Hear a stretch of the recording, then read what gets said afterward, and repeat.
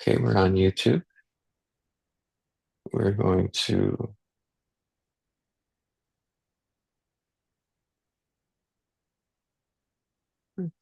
okay, very good. Okay, so okay, great. Oh, I thought I paused that. All right, fumbling around too much this morning. Caitlin, I'm going to give you. Alex has co-host abilities. I'm going to give you co-host, and Katie, you're going to have a PowerPoint, right? You always do. You always do. You're so great. And there's Luana. Give her a little power too. Okay, let's get started, shall we? You're going to have to cut this, right? Right, Alex? Mm-hmm, yeah. All right. All right, let me just share up the agenda.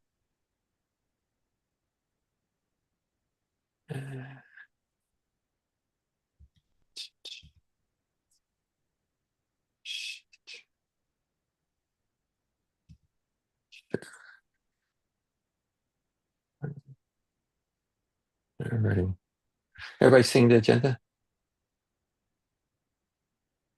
Is that a yes or no? Maybe. How come I don't hear anybody? Well, There we go. Everybody's shy to speak, huh? well, the Yeah. answer for me is always yes. So, Okay, so welcome everybody. My name's John Mudd. I'm the president of the Midtown South Community Council, and today we're going to be talking about the urban planning and urban city of Yes lawsuit. We're going to give you an update of that.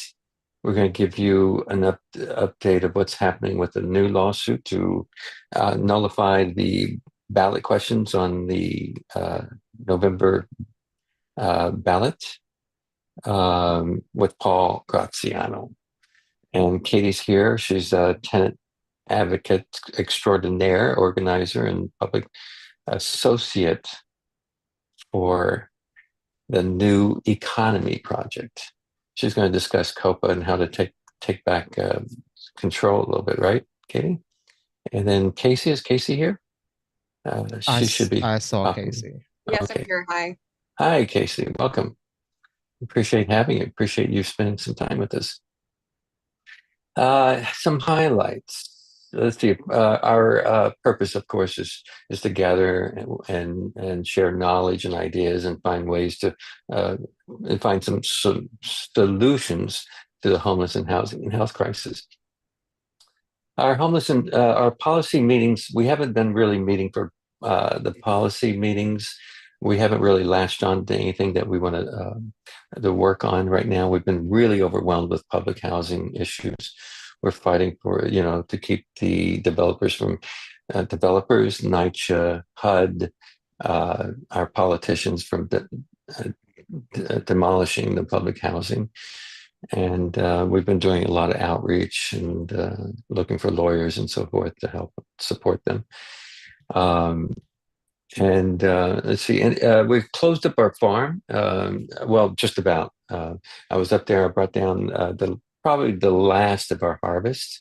We have, for those of you who don't know, we have a 50 by 100 lot upstate in Coxsackie, and I think we're over 3,000 pounds of food for this year. So we beat our last year's supply. We bring it to folks like at the Encore Shelter for Seniors, Encore for Seniors. We bring it to Main Chance, some other shelters, Antonio Oliveri, the Hell's Kitchen cupboard on 10th Avenue.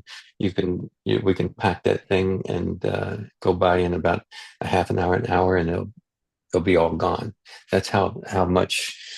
I mean, this, we're food deprived, nutrition supply deprived too. So these are all organic vegetables.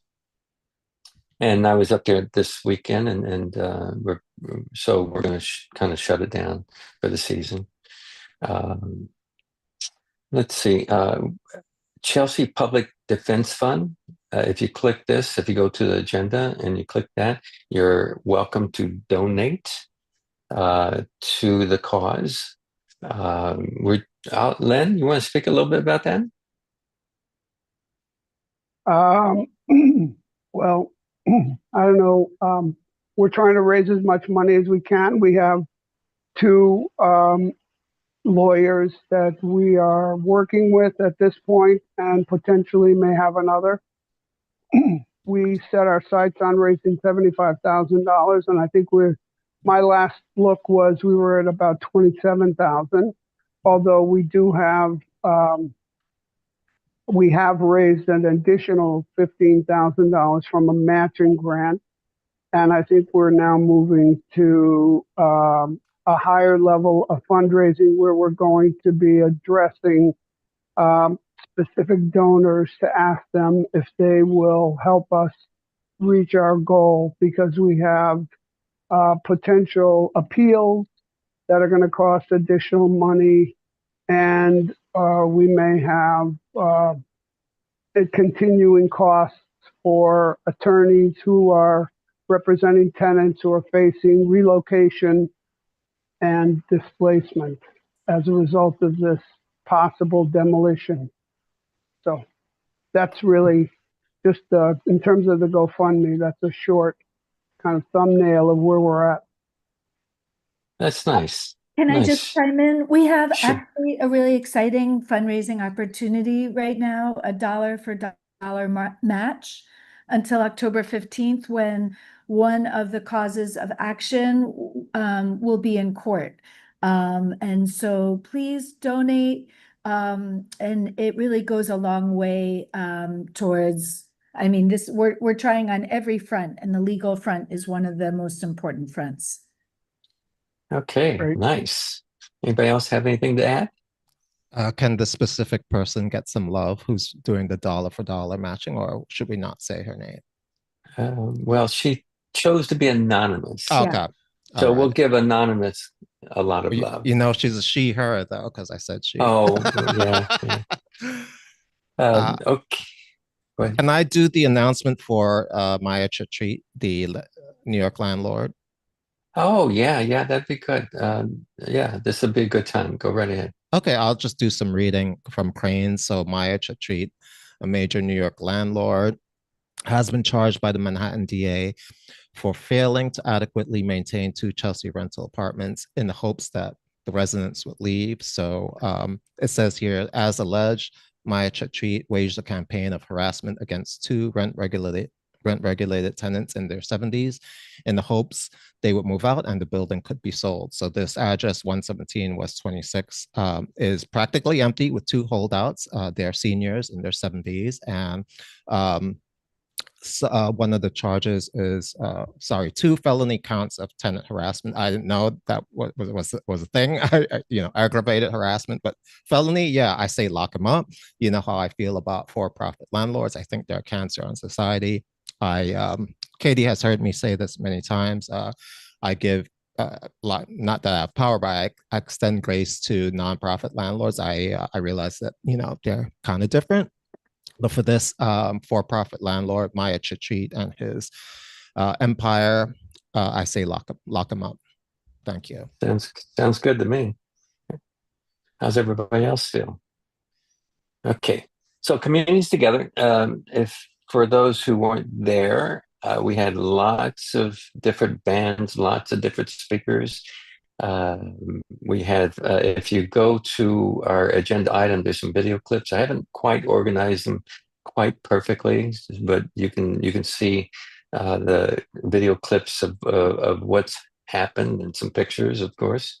What happened that day. We spoke out on a lot of issues, from health to public housing, to developers, and we had a lot of tabling events, some arts and craft. Thank you, Caitlin. You really helped out with that a lot, and thanks for everybody that attended. And Lindsay Boylan was there that spoke, and I don't know if we had any other speakers there that's on here that spoke, but everybody helped make it a success. And we're going to start disseminating some social media on that. I know I'm late, but we've had a hell of a battle with gathering tenants, lawyers, the farm. And we've been very, very busy. With that, why don't we start with Katy? And unless we have any new people here that want to have any announcements, any specific announcements, anybody here? Subrana, you want to mention your initiatives? Okay. All right. So let's get to it. I have Oh, something to announce. I'm putting sure. it in the chat. The Disability Pride Parade is Sunday, October 19th. It's going to start at Madison Square Park at 11 down to Union Square Park, where there'll be tables by various disability groups. And I've invited a lot of our enemies, the electeds, who are the for accessibility to participate. I did get a response from Tony Simone. Eric is away, but I do feel there are accessibility advocates, and I invited them. I'm waiting to hear from Brad Hoyman Siegel. But this is a big event among disability groups, and I'm putting it on the chat now. So if anybody wants to participate or just come for support, and other electeds are going to speak. Usually Brad Landers is a great supporter, and his name isn't on my list, but I'm assuming that he's one of the electeds that is going to speak. Oh, great. Okay. Thanks for letting us know about that. And okay, Katy, you're Hey, up. You're everybody. up. Awesome. Thank you, John. I'm just going to share my screen for this presentation. All right. So thank you, everybody, so much for hosting me and giving me some time. Awesome to see many familiar faces. I'm Katy, and I'm going to be talking about the Community Opportunity to Purchase Act. And I'm here, like John said, representing New Economy Project. Our mission is to build a just economy rooted in cooperation, neighborhood and racial equity, and ecological sustainability. And we anchor the New York City Community Land Trust Initiative, which is a coalition of community land trusts, which we'll talk about more in a moment, and allies who are fighting to decommodify housing and other properties and bring them into community control. So this is actually outdated. This is I have to give a shout out to my colleague Will for this presentation, but this is a presentation he used last year. So actually we now have over 20 community land trusts in New York City who are part of the Nicely Coalition. What is a community land trust? Especially in housing, in particular, this is a model where residents control their buildings through various models. I think many folks here are familiar with these models. And then the CLT owns the land underneath with a 99-year ground lease and ensures permanent affordability. And oh, awesome. I'm seeing Caitlin just dropped the link to our website, Nicely website, in the chat. Thank you, Caitlin. So this is the CLT model. This ensures collective control and also permanent affordability.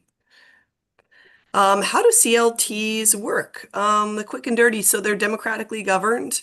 They're run by a board representing key constituencies, including residents. They are by and for the community, right? So their ongoing community organizing and partnerships are crucial to their long-term success.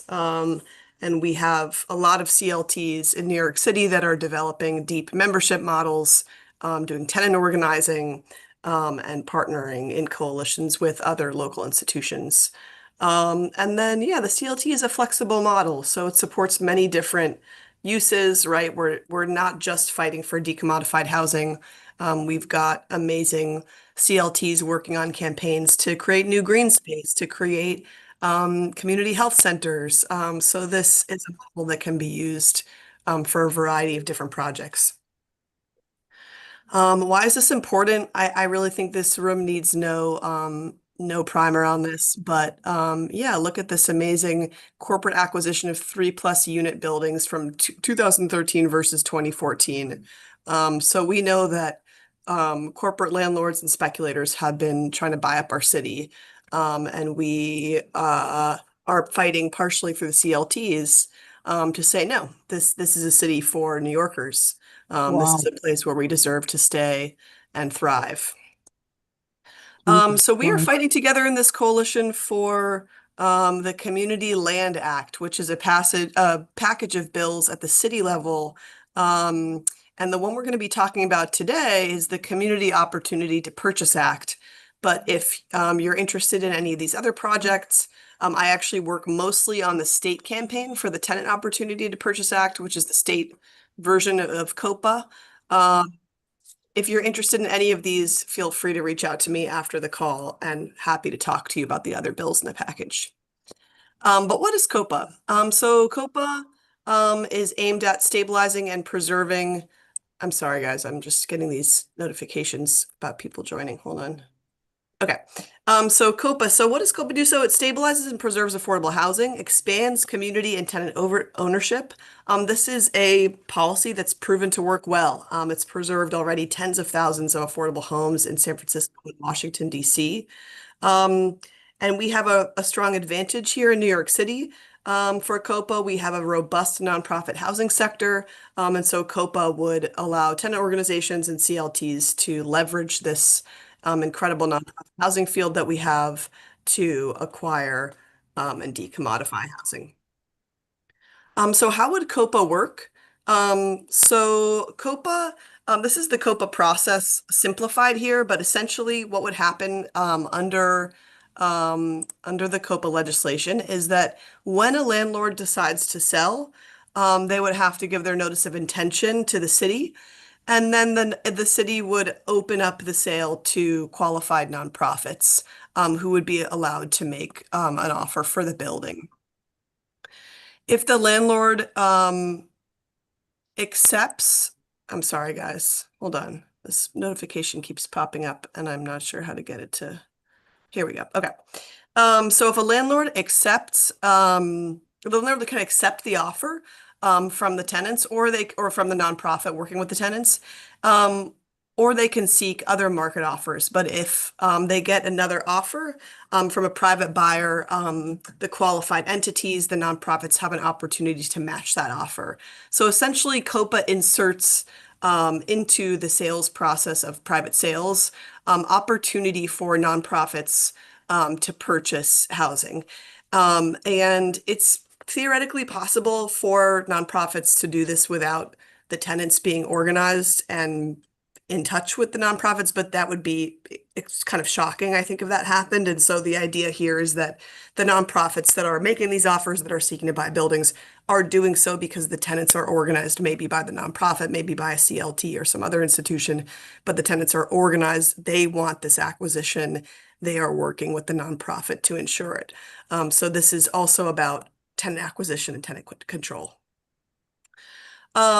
Just a couple snapshots from San Francisco. Since 2020, COPA in San Francisco has preserved 230 affordable homes. That's pretty amazing, and 13 commercial spaces for local businesses. It's established transparency in the real estate market, making it easier to organize tenants, fight speculation, and hold landlords accountable.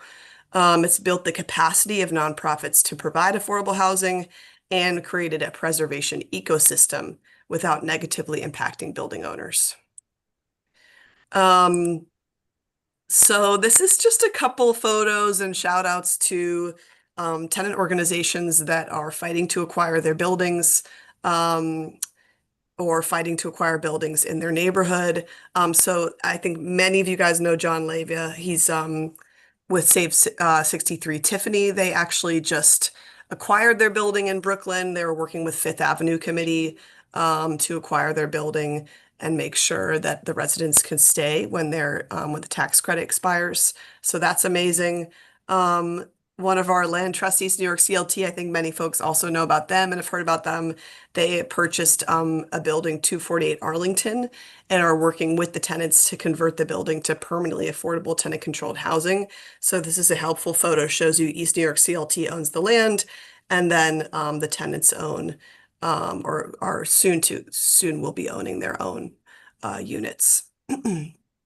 And then Northwest Bronx, everyone's familiar with Northwest Bronx. They have a Bronx CLT.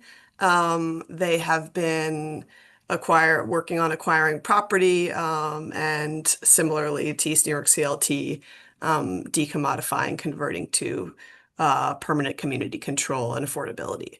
All right. So support for COPA in 2025. This is a really supported bill. We are right at the finish line. We need all hands on deck. We really are. I know we always say this as organizers, like we're right there, but really with this bill, we really are right there.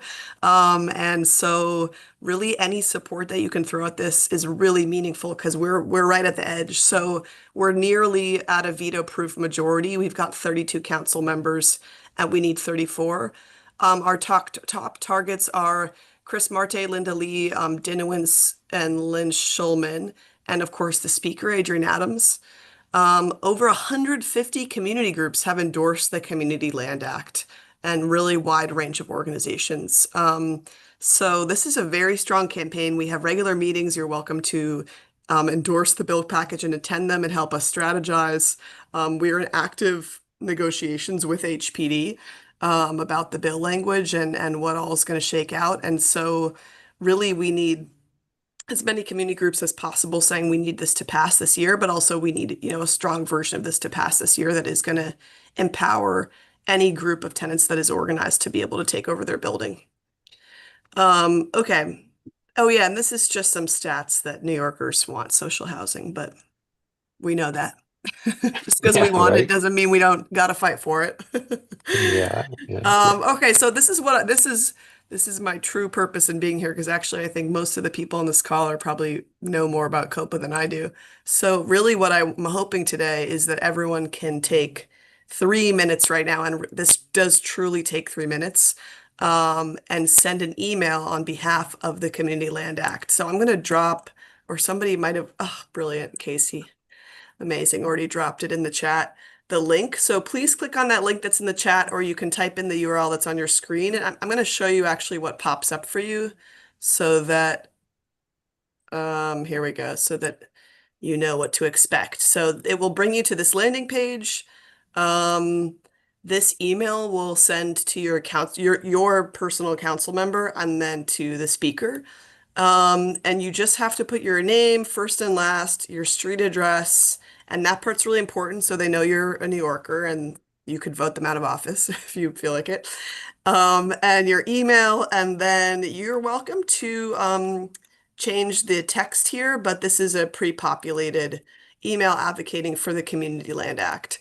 And then you just click send and it will auto send emails on your behalf. And again, we really are right at the finish line here. Every email counts. In particular, if you are a constituent of any of, I think most people here are Botcher's constituents. Is that right, John? Or there's other? Yeah, this is his district, yes, right here in Midtown. I wouldn't say everybody's part of that constituency, but we of course reach beyond those borders. Anyone on the call happen to randomly be a constituent of any of these council members? If not, Botcher can always use more emails, and in particular, Adrienne Adams needs to hear every day from people all over the city. So, Right? so let's just take like 2 minutes because that's how long I think really it will take to send these emails. Let's take 2 minutes and then we'll come back together. I just did. Is everybody working? Yeah, actually, or it might take less than 2 minutes if folks want to drop in the chat once you've done it. And maybe actually while people are doing this, just so I don't hog up too much time, if anyone has any questions, let's do them now, while other people are sending their emails. That's great. Katie, you mentioned, I saw Marte on that list. He hasn't signed on? Yeah, so Marte is very specifically opposed to this bill because he's concerned about one particular nonprofit housing provider that has not been a good landlord and in fact has been sort of speculative in some ways in his district. Um, and he's worried about them buying up more properties. I think if you guys know Christopher Martin, you have a relationship with him, please speak to him. I think that the idea that this entire bill is going to be held up for fear of one bad nonprofit landlord, Mhm. to me is a little bit preposterous. Like in the meantime, like we've got hedge funds and Right. various other predatory actors buying up land and housing. So I just like, I think the concerns for what it's worth around nonprofit affordable housing providers are real, right? These are not perfect landlords, right? And in fact, they are affected by many material, real problems in our society, like poverty. We know that many of them are still in debt and struggling with their residents' rent arrears after the pandemic, right? So there's some real challenges that many nonprofits are facing. And we know historically, many tenants have had to organize against their nonprofit landlords. But we know that COPA is a successful policy. We know that the vast majority of nonprofit landlords are going to use it in concert with organized tenants in a respectful, responsible way. And, we have to fight for a just implementation as well. So that's on us as well. But yeah, if anyone knows Christopher Marte and wants to have a off the record conversation with him about it, he could use some encouragement, I think. We could probably arrange that. He was at their Communities Together Fest, right? You saw him, yes? Yeah, I saw him. I saw him, and Um, someone said something to him about COPA, and he just looked pleased. But yeah. um, Other folks' questions? That's a good question, John, about Marte. And I actually, have a question. Kasey or someone else might know more because again, this is actually not. I'm sort of standing in here for the rest of my team, but I'm actually not on the COPA campaign. Yeah, sorry. Who was that? Len? Hey, Len. Yeah. Hi, Katie. How are you? You're doing well. Um, good. I actually have two questions. One is, um, does what actually does the COPA bill do? And number two, do um, is there a connection with a financial institution to get capital to allow tenants to do this? In other words, directly with tenants to get access to capital for purchasing buildings. And actually, I have three questions. The other question is it possible to kind of somehow work this project into public housing? Because there's this oh, whole question about how public housing is going to continue now that Trump has cut off funds, and there's a whole question about the demise of Section 9 and Project Section 8, Project 8, Section 8 housing. So there's a lot there. Totally. that's Okay. where I was going to go. That's great. Yeah. Okay, great question. So I'm pulling up this thing. It's in development. So this is you guys are seeing the draft version of it, but essentially this lays out the COPA process you can see. So it inserts opportunities to purchase, right, into the sales process. So the first step is the landlord decides to sell. And under COPA, qualified nonprofits, that's like a list that the city keeps that you can apply to be part of. They're notified of this intention to sell. So they get like a notification. And then it inserts this part into the sales process where they get the first opportunities to submit a statement of interest and say, we want to buy this. Um, and then, the property owner can accept or reject. So unfortunately with COPA, we can't compel landlords to give up their property, right? It's just about making sure that the first opportunity to make an offer is coming from a nonprofit. And then they get another opportunity, right, if their offer is rejected. But the property owner wants to go forward with a third party, private buyer, they have the right to try to match that offer. Hold on, I'm just looking. I'm seeing there's something in the chat. And any of my COPA people on the call, feel free to jump in at any point. Oh, I'm seeing some good stuff about Chris Marte. Awesome. So that's the actual process of COPA, Len. And this can be really important. Like like actually the building, this building saved 63 Tiffany. John waged a super, that's the tenant leader, John Leva. He waged a super intensive campaign against the landlord. And even once they had the money together, the landlord for a while like didn't want to sell to him because he was just like, I don't want Uh-huh. to sell to my organized tenants. Like he just was resentful of them. Right, right. And so this is an important not only I'm hoping this is going to slow down, this is what landlords are afraid of, but I'm hoping it's going to slow down the speculative housing market and sort of slow down the process of sales. But also, obviously, it inserts this necessity to open the sale up to nonprofits, which is important because sometimes landlords just want to sell really quickly or they actively don't want to sell to the organized tenants. And again, unfortunately, yeah, it doesn't like say they must sell to the tenant. That would be illegal, but they must sell or unconstitutional. We can't compel them in quite that way to sell, but we can provide the opportunity. So that's the actual how the bill works. And then the funding, so for TOPA, actually the state level bill, we are fighting for corresponding funding. COPA, we aren't fighting specifically in the COPA campaign for funding. There's already a number of funding sources at the city and state level, both for community land trusts, but also for acquisitions and rehab. We need a lot more money. So that is definitely a part of this broader campaign. And I should maybe zoom out and just say, this is sort of a statewide campaign for decommodified housing. So COPA is one strategy, TOPA is one strategy. The funding is a related strategy, but it's almost its own strategy. So we're going to keep waging various city and state budgetary campaigns in the next, decade to build out and implement these programs. But currently, yeah, we're not waging a specific city budgetary campaign with COPA. There are some programs like Neighborhood Pillars that are already doing this work for distressed housing. But yeah, we're going to need to build that out. Can I raise one other, just advocate for Yeah. a question? You mentioned, for example, that there was this place on 26th Street where there were two 70-year-olds left. The landlord had basically driven out the other tenants.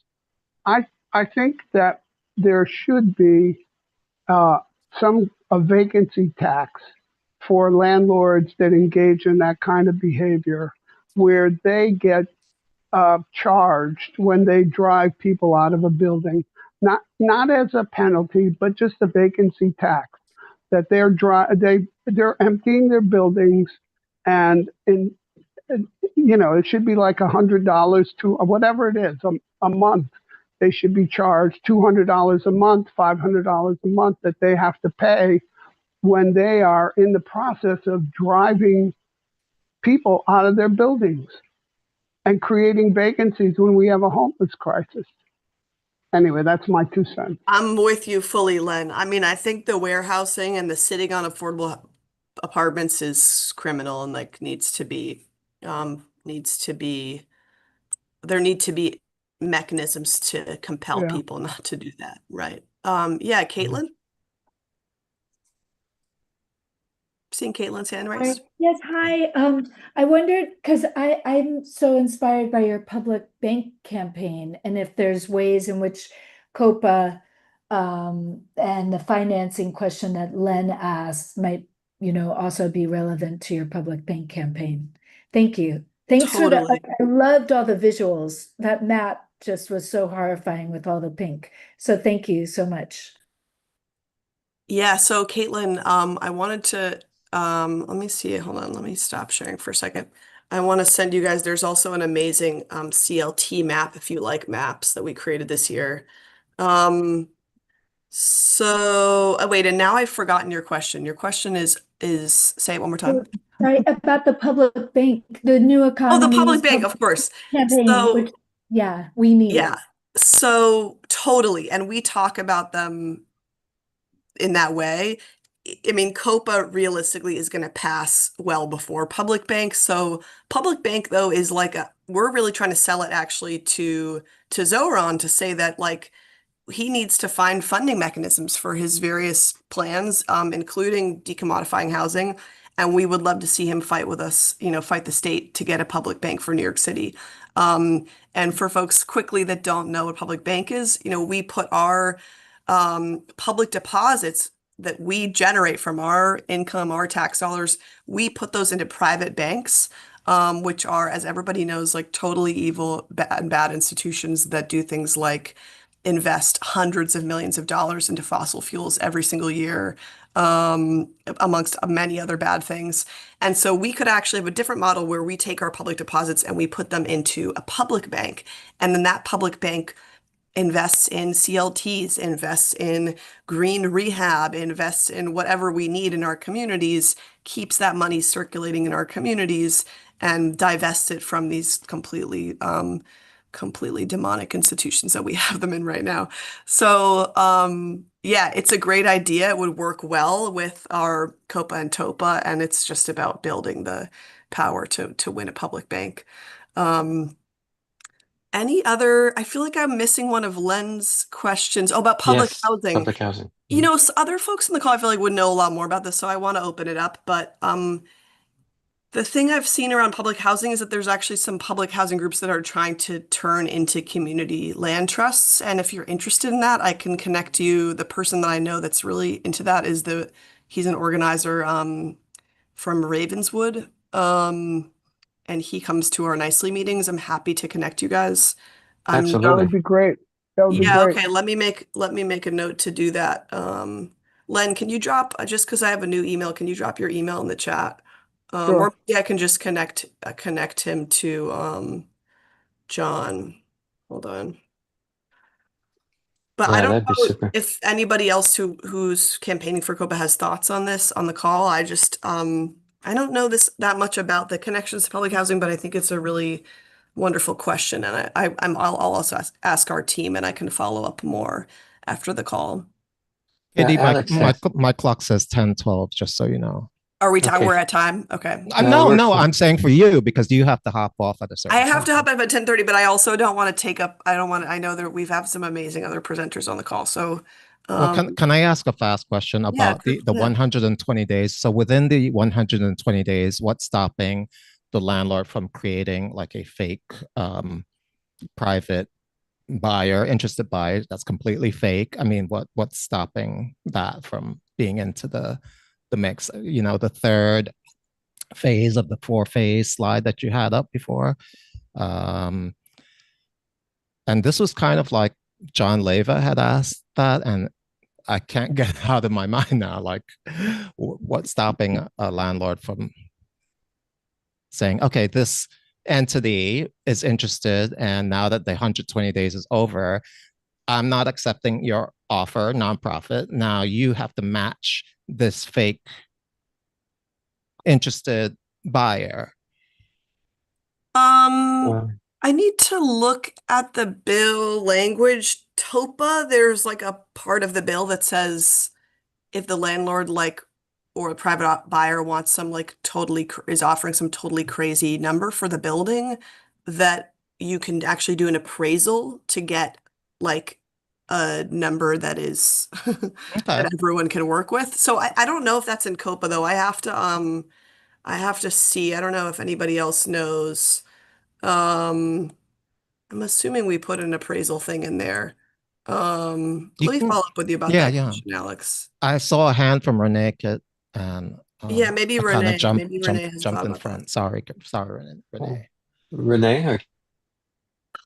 Resident management corporations, according to the 964 regulations, have been done in the past in public housing. They failed, with the exception of one that's now in New Orleans, which is project-based Section 8. So it's nothing new. We all know about it. Okay, that's helpful. Thank you for that context. Anyone else have responses to any of the questions? People that might know more than me. Otherwise, Alex, I'll follow up with you about this question. It's interesting.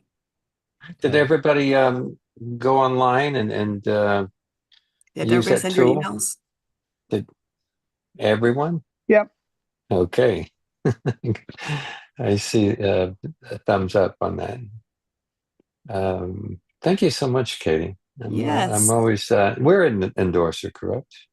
Yes, you Yeah, are. we're I'll a also while back you just make mentioned, sure. yeah. I think you and I talked about this. Yeah. Yeah, it looks like a lot of progress in this area, and looks like you found a good home there with the economy Yeah, projects. and let me say to folks that I've worked on campaigns for many, many years, and this campaign really, like since I checked in with John last, has progressed. It is really truly kind of progressing every week. Like we're getting our higher hanging council member fruit on board. We are getting more endorsements from organizations around the city. Like it really is like building momentum. It's super exciting to be a part of.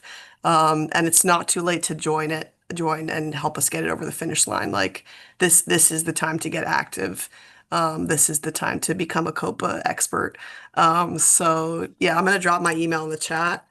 Um, And what we'll do, I saw some Um, hands, some people willing to reach out to Chris, and maybe we'll see if we can get a meeting or however we need or connect you to get them to meet with you. We'll certainly do that. And I see a few hands here real quick. We have to make this quick. We have to move on. I think Luana had her hand up first. Yeah, thank you. Thank you, Katie. How Luana, you doing? It's good to good to see see you. you. I must have missed, I've been having trouble with my computer, but I must have missed the part about the connection to the financial institution that Lynn had talked about getting capital to purchase the buildings. How would that be done? And what is a qualified nonprofit? Thank you. Yeah, so qualified nonprofit, that's like a list of qualified purchasers that the city keeps, and you can apply to be a part of it. So like our CLTs are trying to become qualified purchasers. And where would Um, you do that? you do that with the city, and Luana, if you're part of an institution that you're interested in becoming a qualified purchaser, just email me and I can send you the info about how to apply. Okay, She thank you. is. She is. She's with the Midtown South Community Council. And the financial institution about getting capital? So there's a variety of existing funding mechanisms, and if you put this in the email, I can send it to you. We're actually creating a resource about all of the existing city and state funding mechanisms. They're insufficient though, and so we are already waging campaigns, mainly at the state level, but I think we're going to be waging more of a city level campaign as well this year. We're waging campaigns for more public dollars to go to this. We need depending on the scale of acquisition that we want to do, we need, hundreds of millions of dollars actually. So we're not there yet. But in the meantime, we have programs like Neighborhood Pillars at the city level that have done some of this acquisition financing in the past and Thank rehab financing. Cool. Danny, where are you from, Danny? Hey, Is this yeah, your first? I'm happy to be here. Lindsay sent the invitation over, and I wanted to just come and say hello and check it out. And I want to say this is very exciting. I'm so glad that we are thinking about housing outside of the market, which has so clearly failed us over and over and over and over again. So thank you for bringing this forward. I'm also a very active member of DSA. And I'm happy. I don't know if you've made connections with DSA already. Maybe you have. But I'm happy to also bring DSA into this fight. I think it's a really important one, especially, in this new era that hopefully we're entering in where we're trying things outside of the market. It's really good to have things ready in advance so that we're not starting from scratch. So thank you for the work, and I will DM you my email, and let's be in touch about DSA and other efforts too. Thank you. I'd love Great. that. And I'm putting in the chat, Denny. I think that you and I have met before in those old onboarding membership calls with Josh Crashour. Yes. Yeah. So I'm a DSA member too, and for the Eco-Socialist Working Group, for an probably. eco-socialist working group. Yep. It's all connected. Yep. So let's definitely chat. Yes, would love that. DSA Would love is that. focused mainly on that state campaign for social housing, but That's right. it's all related, and we've done It's some. all related. Exactly. Yeah. Exactly. It needs it's to part of be, the in my same opinion, we need one big push of as many different, varieties of housing that we can do. Cool. So, Okay. Awesome. thank Let's you. connect. And then Okay. Len, and then I think I really have to wrap it up because you guys Yeah. have amazing other I people. think that there is some history that is worth digging into and researching. The city in the past has taken over buildings, and then there were REM sales. There were kind of people who would squat in a building, and then essentially they would be given the right to buy the building. I have friends who did that. So this was years ago, but I think with a new administration, we really do need to begin to look into the ways to dig into and counter the rapacious and horrific exploitation that takes place among these LLCs. We have LLCs that own 60, 70, 80 buildings and have management contracts and essentially ignore most of their obligations as landlords. And I think we need to find a way to revive the idea of eminent domain, city taking over buildings and essentially making them public and putting tenants in charge of their buildings. So that's just, you talk about being in DSA. There's some creative things that can be done with some imagination. So really quickly, and then I'm gonna leave. But Len, the Social Housing Development Authority bill, which Danny and I are talking about at the state level, would give a new state development authority eminent domain power. So we think of eminent domain as like a tool that Columbia uses to like displace residents in their neighborhood. But we actually could have a development authority that uses eminent domain to take properties from neglectful and abusive landlords. Again, that is like a, I mean, I hope we win it next year, but I think that is like some years down the line, we have to build a lot of power for that campaign. But yeah, that's part of the vision of that development authority is it would have those powers, which I'm super excited about. Yeah. I see People Renee's support hand is that. raised, but I know I'm just going to defer to John about how much more time that we have. Yeah. Yeah, we should probably move on. This was excellent. It's always great to have you, and I love all these adjectives for our landlords and our developers. So I appreciate that from everybody. So anyway, yeah, I see Renee's hand popped up. Let's give her a little room, and then we have to go. Renee? One thing I should say about the Social Housing Authority is that it's actually based on public housing. So many of the things there are from public housing. They just amped it up. One thing we need to understand is that public housing is social housing. And so what's going to most likely happen is all assets and all efforts will be going into social housing and they'll forget about public housing.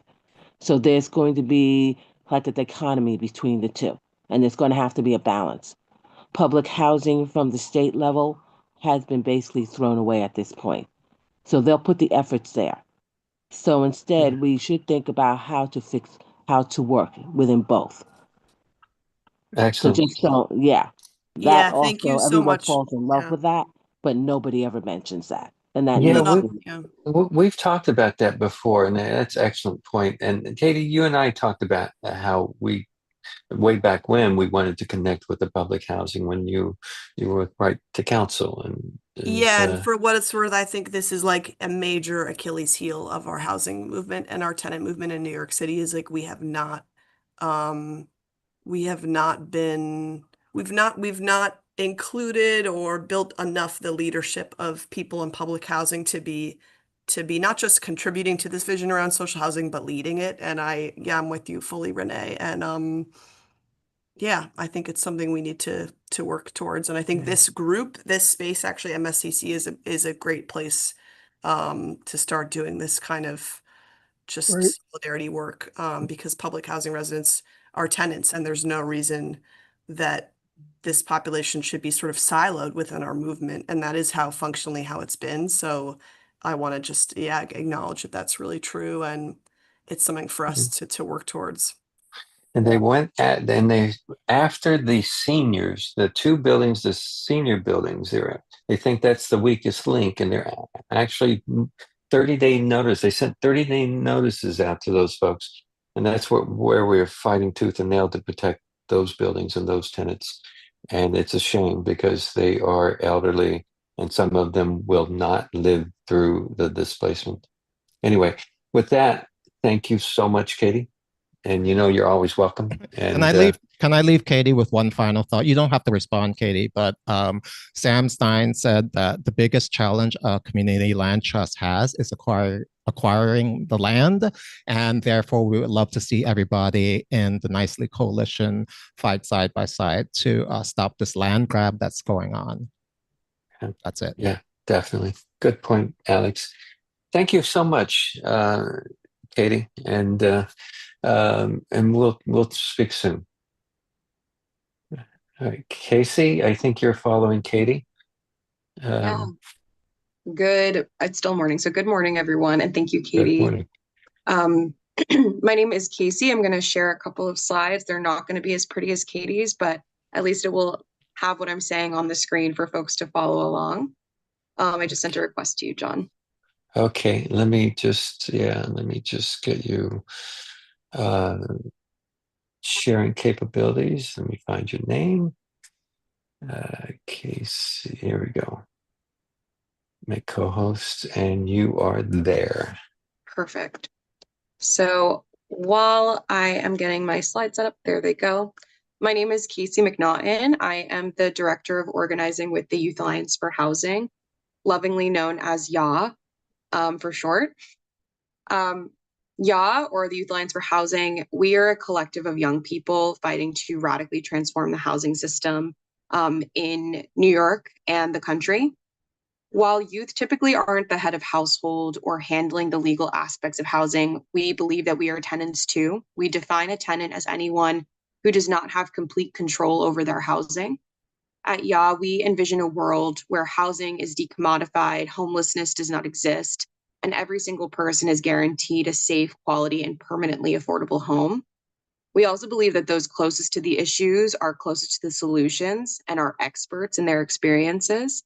And we fight to build power of both young people, of all young people, in order to advance the broader tenant movement, because we believe that a intergenerational tenant movement is a strong tenant movement.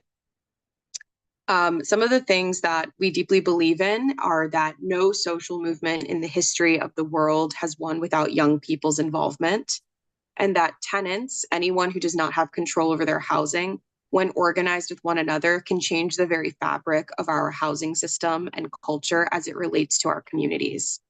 So with that being said, we do follow the understanding that tenants, especially tenants in the United States, hold in their hands billions of dollars of capital in the form of their rent checks every month, in the form of whatever you're paying for your mortgage or for your rent or for access to home in whatever capacity that means to you. If tenants were to stop paying their rent tomorrow, the global economy would be on its knees begging for tenants to help them. And we see that as a huge source of power that is deeply untapped in so much of the country.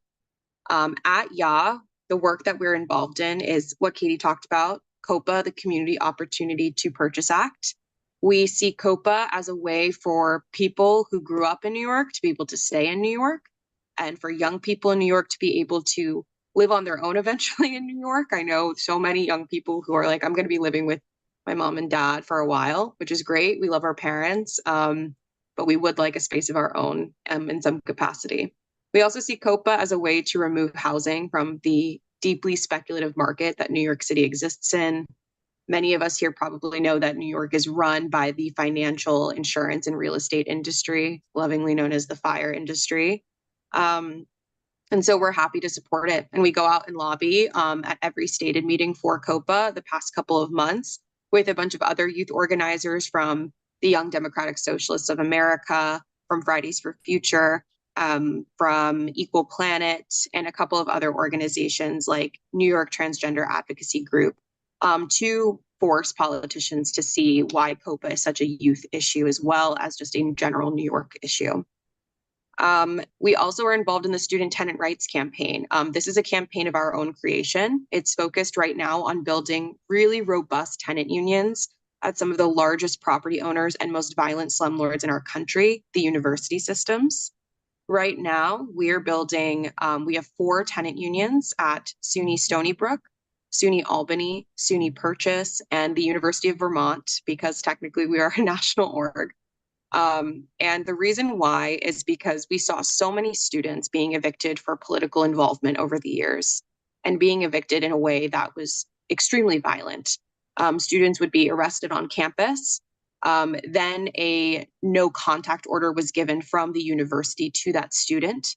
So the student was unable to go and retrieve any of their belongings. At Columbia, approximately 2 years ago now, students were evicted with 15 minutes to gather their belongings. Everything else was to be trashed. Students lost thousands of dollars of belongings, as well as felt extremely violated by the university that they pay money towards to go to.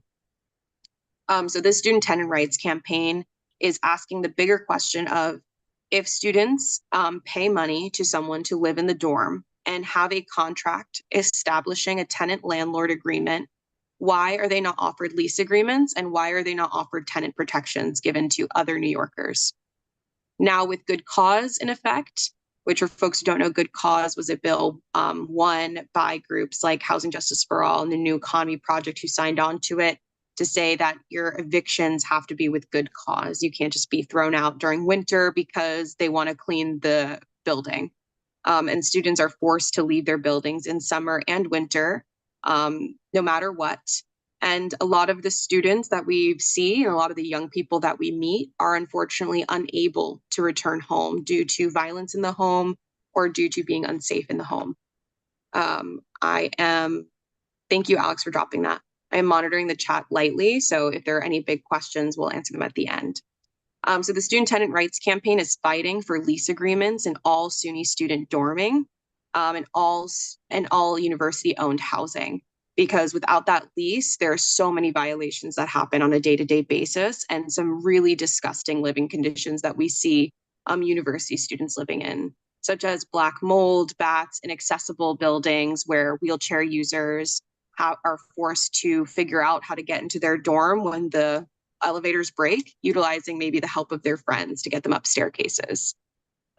Even in some instances, we've seen bat infestations in dorms, meaning that students are then being exposed to potential rabies bites, which is not fun. And then our last two are, we believe in doing mutual aid work. We need to fight to keep each other housed while we are fighting for the world that we deserve. The here and now is really important to a lot of our membership.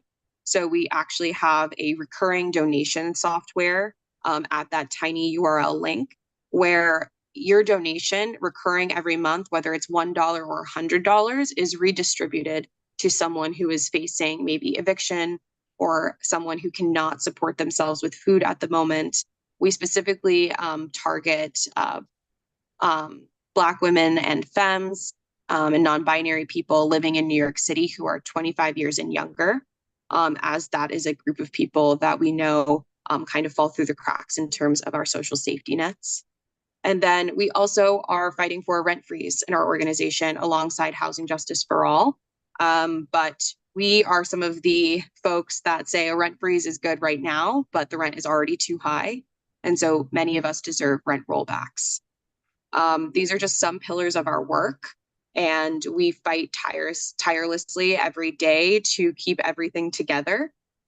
There is more coming down the pipeline regarding our work in public housing as well. We are trying to develop more members who live in both NYCHA complexes and Mitchell-Lama complexes, so that way we can build a more robust work inside public housing, because as I believe Renee said, public housing is our current form of social housing, and it deserves to be invested in, and it deserves to be maintained and improved, while we are also working on building other forms of social housing. But right now, Mitchell-Lama, there are 86 out of 100 standing buildings. And Mitchell-Lama is right now fighting a huge fight of privatization. There is a Coney Island Mitchell-Lama that is about to be privatized after, I believe, like on an 8-year path of privatization. And those are a lot of units lost to privatization. And in terms of rent regulated apartments, rent stabilized apartment, over the course of 20 years, 400,000 units of rent stabilized housing were lost. And so we have a lot of questions ourselves about how do we get those back on the path to re-regulation? How do we keep people in their homes and let people live in the city that they love for as long as possible? I'm going to stop sharing my screen now. We have a lot of different stakeholders in our membership organization, but we are all young people. I'm actually the oldest. I'm 26. Our youngest member is 13. And we do our best to make sure that any time that we are in positions of coalition spaces, that we have a young person who's prepped and ready to speak their opinions on housing, because our housing system deeply disenfranchises everyone, but it especially disenfranchises children who maybe can't vote, who are at the behest of schools or universities or their parents' situation moving around. So that's a bit about the Youth Alliance for Housing. I came into tenant organizing because my family saw owning a home as the way out of this horrible speculative system. But it ended up turning out that my parents, when faced with financial difficulty, had to sell that family home and put us right back onto the speculative market. So that's why we encourage folks who are mortgage holders to join in the tenant movement and the tenant fight, because we're all a couple paychecks away from being back into precarious situations. So we fight with people who, say that a tenant is only a renter. We believe that tenants are everyone who have a stake in the housing system's predatory nature. That's Kasey. That's amazing. I'm amazed. I wish we connected. We were doing a lot of outreach with public housing, food distribution, and gathering people, and we still are. And I think you should be involved in that. I think there's a lot I want to talk to you offline. I think what you're doing is amazing, and I can connect you with the public housing folks, of course, and we, of course, could use a lot of help. And we want to kind of connect with all these public housing. We've done that to some degree, but I think we need to have some stronger relationships. So I appreciate you bringing this to the table. We do have to kind of move along. So anybody have any burning questions? Caitlin, go ahead. Okay, hi, thank you, Kasey. It was really wonderful to hear about your work. I'm interested in how you do outreach, how you bring young people into your organizing. Yeah, that's probably the most common question we get. Well, sometimes we'll be reached out to by young people who say, my building is a mess and I would love help with getting it organized. Sometimes young people find us through just us tabling outside. We go where young people are. We know that not all young people are students and not all students are young people. So going to schools can be kind of hit or miss, and even the universities. So you'll find us often tabling outside of public parks where kids hang out after school, students hang out after school. You'll find us at events at the universities as well as at high schools. We also do a lot of door knocking, and we leave our card for anyone in the building. Like when we're on rent freeze, I hand people our literature too, in the off chance that they have a child who's like, I'm ready to become a tenant organizer. And not just in an intern capacity or in a like, oh, I'm learning capacity, but as a leader who understands their experience very well. Leonard, I see you have a question. Thank you. I do. Can we get copies of your literature or cards so that we have them? Because we're doing a lot of work these days and tabling and door-to-door work. And there are people in our complexes, both in terms of public housing and even in Penn South, where I live, that I think could and should be part of your organization. So we'd love to get copies of your popular leaflet and or cards that you hand out. Okay. Yeah. Yeah, I can connect with you, John, maybe, and then I can find time to do like Great. a card drop for you all. Yeah. Sure. You could get that to John. That would be great, because Okay. Yeah. I see John on a regular basis.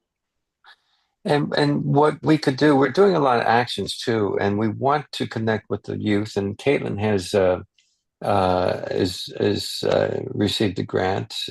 We've received a grant through her, and we're working on a project. And Caitlin would be happy to go over that with you too. Maybe we'll meet you and I and Lynn on a Zoom meeting and discuss how we might work together. And Luana too. Of course, she's been with us all the way, and Alex. So we have a lot of members here, and yeah, we need you. Thank you, Luana. Real quick. Yes, real quick. Thank you, Kasey, so much, and thank you for what you're doing. I'm curious about the Columbia University situation where President Trump had, made Columbia pay back some money, but it was really a moot point because it was a 0-0 balance, right?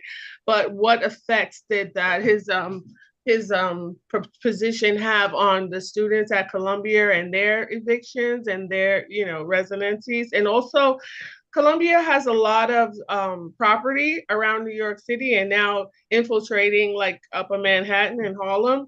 And them and what do you call it? What's the one downtown? NYU? NYU, yeah, Yeah. they have really a lot of property all over the city. And I wonder, how does your organization help with those residents, those students that are having issues with those two campuses in regards to one, the Palestinian Israel fight, and also to just their housing situation. Thank you. Yeah. So actually the birth of our student tenant rights campaign was the fact that we know that Columbia is the largest private landowner in the city, and NYU is the largest landowner in the state of New York. They own the most property per capita. And it is one of those, we are working with the New York City Student Union or Union of Students. They're going to be shifting their repair campaign, which is about Columbia and NYU offering back their taxes to the CUNY system. But right now we're also in talks about how do we start organizing the tenants that are going to be affected by the Columbia expansion. Unfortunately, I feel that the Columbia expansion is going to be pushed through no matter what people say or how they advocate. So the real question is how do we organize all of those tenants in that corridor that Columbia is expanding to be able to fight that expansion every step of the way. A lot of people ask us, well, is that legal? Is it okay? Is it XYZ?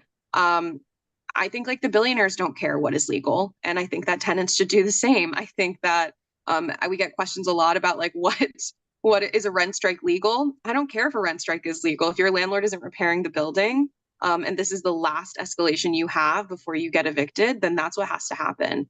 And so we are in talks with some of the Columbia Law School students who are trying to organize both unaffiliated Columbia tenants, so people who are in buildings owned by Columbia as a landlord through a shell corporation or through a subsidiary, I should say. I shouldn't call it a shell, but through a subsidiary, as well as professors, grad students, law students, and undergrad students to get them organized in a larger tenant union. And that's in a very early stage right now. Same thing with NYU. Because of how NYU owns their housing, it makes it very difficult to organize. They also just bulldoze down half of Alphabet City. I'm sure we all know. If you ever get to see the Museum of Reclaimed Urban Space, they talk a lot about that. And so we're trying our best to connect with those folks. New York City Union of Students does a lot. And our comrades in like Columbia and NYU who are fighting right now are doing what they can. We're organizing on a state level because we think that if we can focus on the SUNY system and make that a norm for the tenant unions to exist there, then the private universities can be dealt with at a much more serious level from the state government. And that's a bit of like our thinking there. But we are also always, learning and changing our plans and our schemes to win big for tenants. But Yeah, I think that we should probably move on. Yeah, it Thank sounds you. like you got a good strategy there. Yeah, it does, and then we need that critical mass, and we need each other, and it sounds like there's some room to grow together. And Kasey, appreciate having you here. Fantastic presentation, and Thanks, everyone. we'll speak to you soon. And please put your information, your meeting times in the chat for everybody. And let's get to our last agenda item. Well, one of our last agenda items. We're running out of time here too. We're a little behind, Paul. I'm so sorry. We're running a little late here. Paul, are you here? Paul? Did we lose him? I see him on the call. Yeah. Sorry, having some technical difficulties. Oh, okay. Okay, good. I thought you left us. I was going to start calling you and apologizing profusely. Hang on a second here. So Paul's got a couple of things to talk about, and he's been very active, and he's been working very hard, and we appreciate your work, Paul, and explain who you are and what you've been doing, and Sure. And take it away. Let me see if I can get my video going here. Give me a Do second. you need any kind of sharing a bit? No, I'm just going to be talking today. Okay, great. I think that should be enough. You do it so well. There we go. Can everybody see me? Yeah, you're there. So you'll have to forgive me. So, hi everybody. Good to see you. I'm going to talk about three things today. I'm going to talk about the situation with the City of Yes lawsuit. Some of you have been on this call before, so I've given periodic updates on what's going on with that, but I'll give you the latest. And then I'm going to talk about the charter ballot questions and our action that we took last week, which both John and Sandy were at City Hall a week ago today, actually, about the charter questions, where we are also suing over that. And then finally, I'm going to talk briefly about a bill that's been floating around the council, and it's of great concern for citywide, but also I think that the setup would be very dangerous for your community in the future as well. So let's start with the City of Yes situation. So basically, for those of you who don't know about the City of Yes lawsuit, we filed back in March. After City of Yes passed in December, we, with some minor modifications, but really not much, we had 120 days to file a lawsuit. So Jack Lester, who is a very good attorney who deals specifically with environmental impact statements and SECRO, the State Environmental Quality Review Act, which is, and the SECR, which is the City Environmental Quality Review.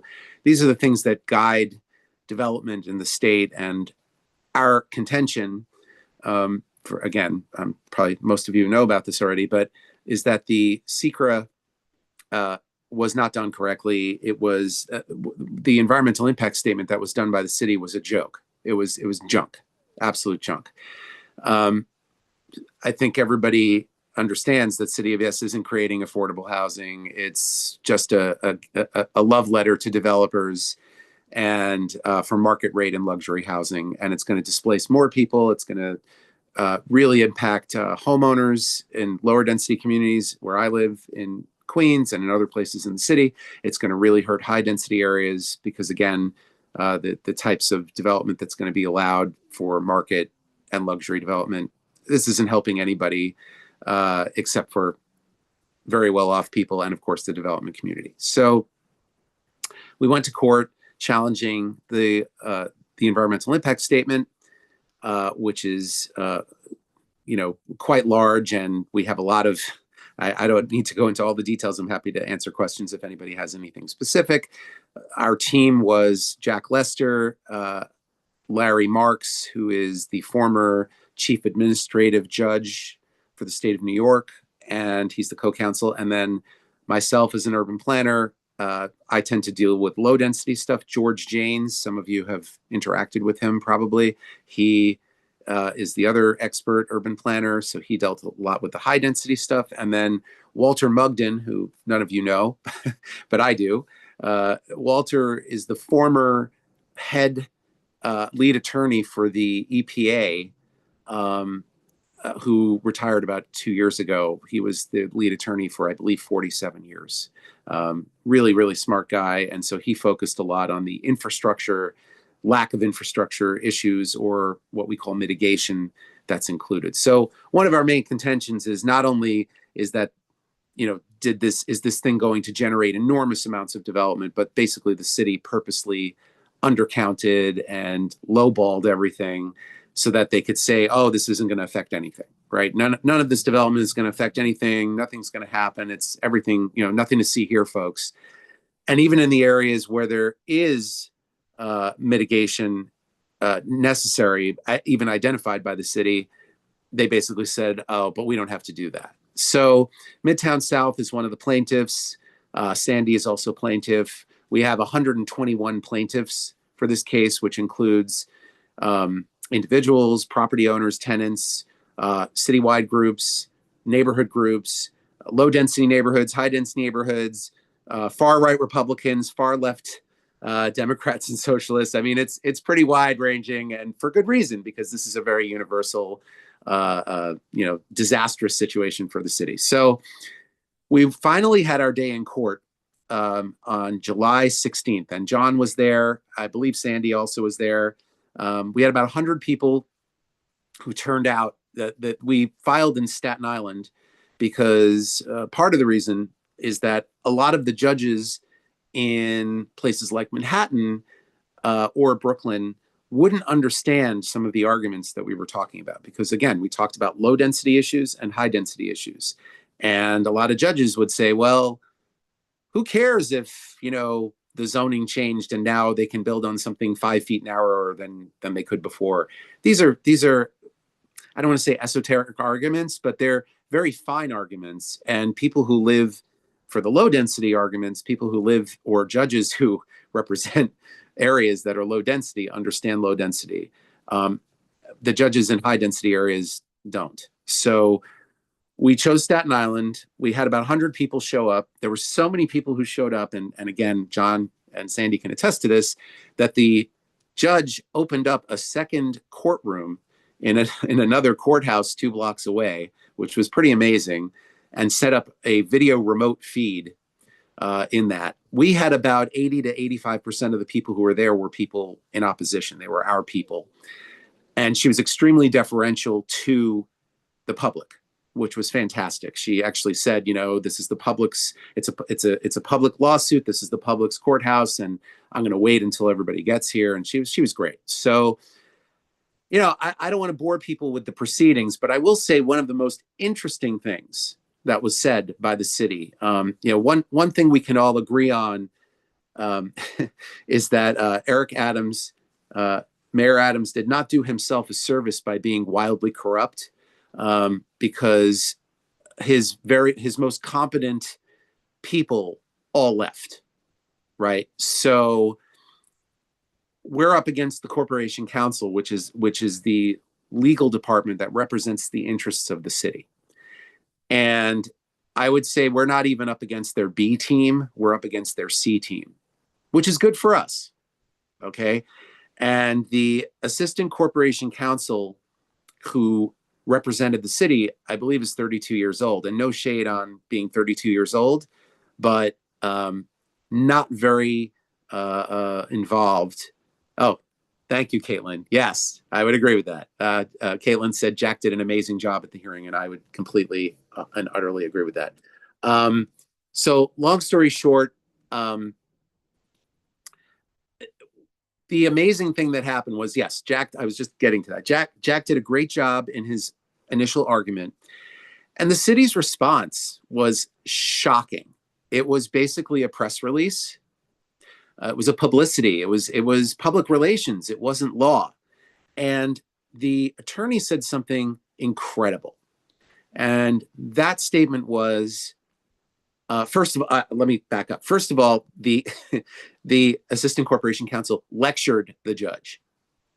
Not a good scene when the attorney is wagging her finger and basically saying, Judge, you can't pay any attention to the other side. You can't listen to their experts. You're not allowed to. You have to give us deference. You have to do this. You have to do that. So that was the first thing that was interesting.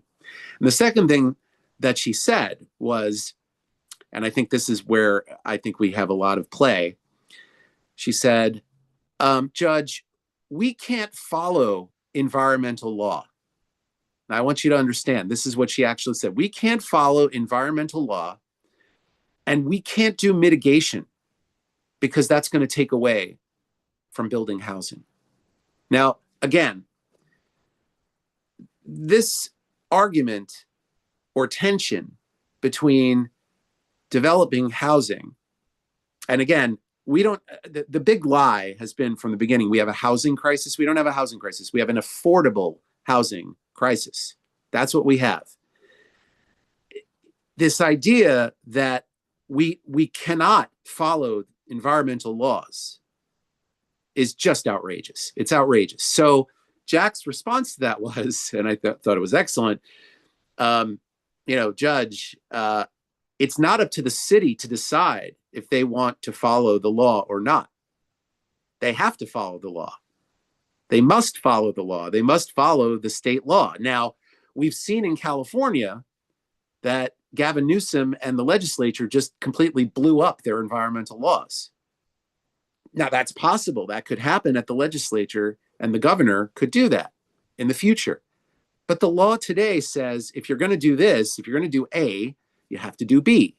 And they didn't do that. So they admitted to the judge that they're not following the state law or the city law for that matter when it comes to environmental law. And they're not doing the mitigation that they're required to do. So this is all very good for us, in my opinion. The hearing lasted about an hour and a half. And at the end of it, the judge said, I want to thank the attorneys and the city and the plaintiffs for bringing it forward, all of these. And she, by the way, this judge was taking furious and copious notes, right? She could have easily said, as the judge, she could have said, okay, I've heard your discussion. I'll have an answer for you in 2 weeks. She could have done that. And instead she said, I'm going to read all 11,000 pages of the record, which we submitted, along with your papers, the city's response, your response to the city, the amicus brief, your response to that brief, which is another 2,000 pages. Now, that was on July of 16th. I was at a meeting 2 months later in Staten Island, about a month ago, or 3 weeks ago. I was at a meeting talking to folks about City of Yes.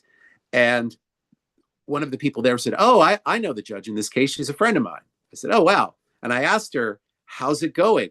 And the judge's response was, I'm up to page 4,000.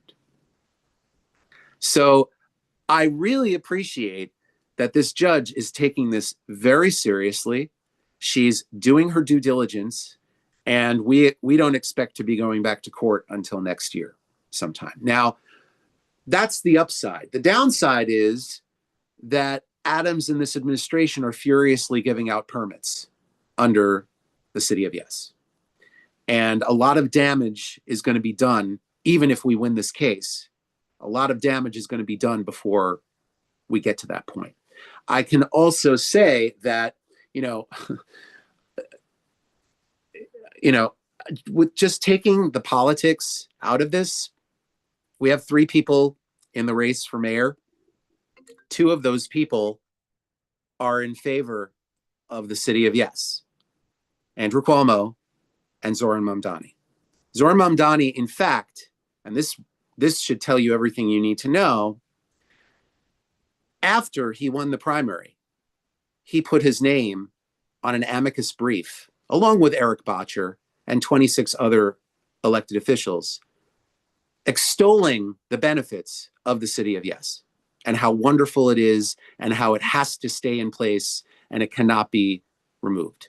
Okay, so while a lot of people think that Zoran Mamdani is in favor of, I think people look at him as a cipher or whatever. They want to see what they want to see. I can tell you, I have a document that has his signature on it, and he didn't have to do that, right? He did it because he believes in it. So Jesus. It's really very disturbing. In fact, the only person who is against this is Curtis Sliwa. And he's been very consistent about this for well before he ran for office. This has nothing to do with that. So just throwing that out there. So I will, sorry, there's a whole bunch of texts flying. Alex, you have your hand up. So let me stop there and then we'll get to the charter. So questions on this? I can let you finish if you have No, more. go ahead. I'll jump to the charter next, but if you have this on this specifically. Yeah, so my understanding of amicus briefs is like a group or nonprofit or whatever will write the brief on behalf of one side. So that one that you just mentioned, who wrote it? The lead person was Brooklyn Borough President Antonio Reynoso. That's all you need to know. And it was him and 13 council members, 7 assembly members, including Mamdani, and a couple of state senators. It was, and I mean, I'm happy to forward the amicus to you. I knew that we'd get an amicus, but again, the idea that there is just no analysis or self-reflection, right? This is all knee-jerk stuff about, we need to, the amazing thing, this is the abundance theory. This is just Reaganomics all repackaged, right? This is the same nonsense that Reaganomics did in the 80s. The scary thing is it's coming from the Democratic Party and the socialists. And this is crazy to me that folks who are fighting for social housing think that all of this is great, because it's terrible. It's absolutely terrible. This is all just, as I said, a love letter to developers, market rate, and luxury development. Len. Yeah, that's terrible, terrible news, I have to say. And the question is, I don't know how public this is, because I know a lot of people who I don't think are aware that Mamdani is taking this position. And I think it needs to be circulated widely. I'll send John the amicus brief, and you can circulate it as much as you want. I put it in the chat. Oh, you have it already? The amicus? Yeah. Oh, good. I think we need to call him out on it. This is outrageous. It's outrageous. And again, it was after the primary win. So it's not like he was forced to do this. No, I think it's, part of it is, look, he's under attack by the Democrats who don't want to endorse him. And I think he's trying to he's trying to get the support among the Democrats. He can get support too. But I don't excuse it. A lot of the mainstream Dems did not support the city of Yes. Yeah. Yeah. So it's remember that out of 51 council members, we had 20 no's. And the Common Sense Caucus is only 8 of those or 9 of those. So we had a lot of regular Dems that were like, this is terrible, So I don't think that's what this is about. I think that this is part of, just, anyway, I don't want to speculate. I'm not Zoran Mamdani, so I'm not going to speculate. But it's bullshit. I agree with you. It's supply side bullshit on housing. Absolutely. Yeah. All right, so any other questions on this? Let's move on to the charter questions. All right, so now for anybody who doesn't understand what happened, 4 days after the City of Yes was approved, on December 8th by the City Council, Eric Adams announced, I'm gonna convene a new Charter Revision Commission. And this one is going to be focusing on housing and how the council is holding back the development of housing. That was, and the council members were shocked because they had just voted in favor of City of Yes, right? So the way that, for those of you who don't know how charter revision commissions or how the city charter has changed, I'll just give you a 90-second view here. The charter is our constitution for the city. The charter can be changed through 3 mechanisms. One is through a revision commission. A revision commission is either set up by the mayor or the city council. Now, in the case, and actually at the state level by the governor or the legislature, okay? What happens is, the way it's written is that if the city council comes up with a charter revision commission, which they tried to do the year before in 2023 for 2024, the mayor can actually knock out that charter commission by law. So his or her, and this is across the entire state, the mayor takes precedence over the council. The governor takes precedence over the legislature. This is so the executive takes precedence according to the law. Now, in 2023, the council tried to convene a commission that was going to force the mayor's appointments for commissioners and other high-level things to be vetted and ratified by the council. So that's why Eric Adams jumped in with his own thing. And if you'll remember, in 2024, 5 out of the 6 questions passed. And these, because people just vote yes down the line. They don't look and they don't read, okay? So he announces this commission, and the council tried to come up with their own commission a few days later, but again, it was knocked out. So this commission is filled with the same people who are on the City of Yes team. Okay, the head of it was this guy, Buell, I think is his name, who runs the Robin Hood Foundation, which is one of the biggest, the biggest groups that gets the largesse from the city, like hundreds of millions of dollars a year to run programs and all that stuff, and most, to line their pockets with a lot of extra money. So, and he used to be a deputy mayor apparently. So he and all of these other people and Rebney and all these other groups, they all were on this commission. So the commission met, they had their 5 meetings, and they came out with these 5 questions, because the first question is a state question. So it's questions 2 through 6. We are suing over questions 2, 3, and 4.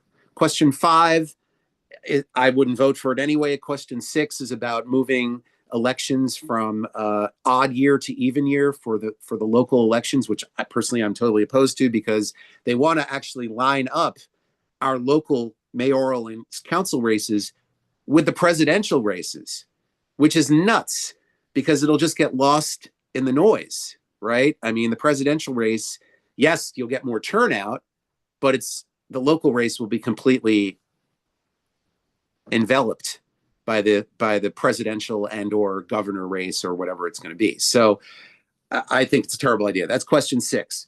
Question 5 is about taking all of the topographical bureaus of each borough, which is controlled by the borough president, and consolidating power under the city planning commission. So they would take it all away, okay?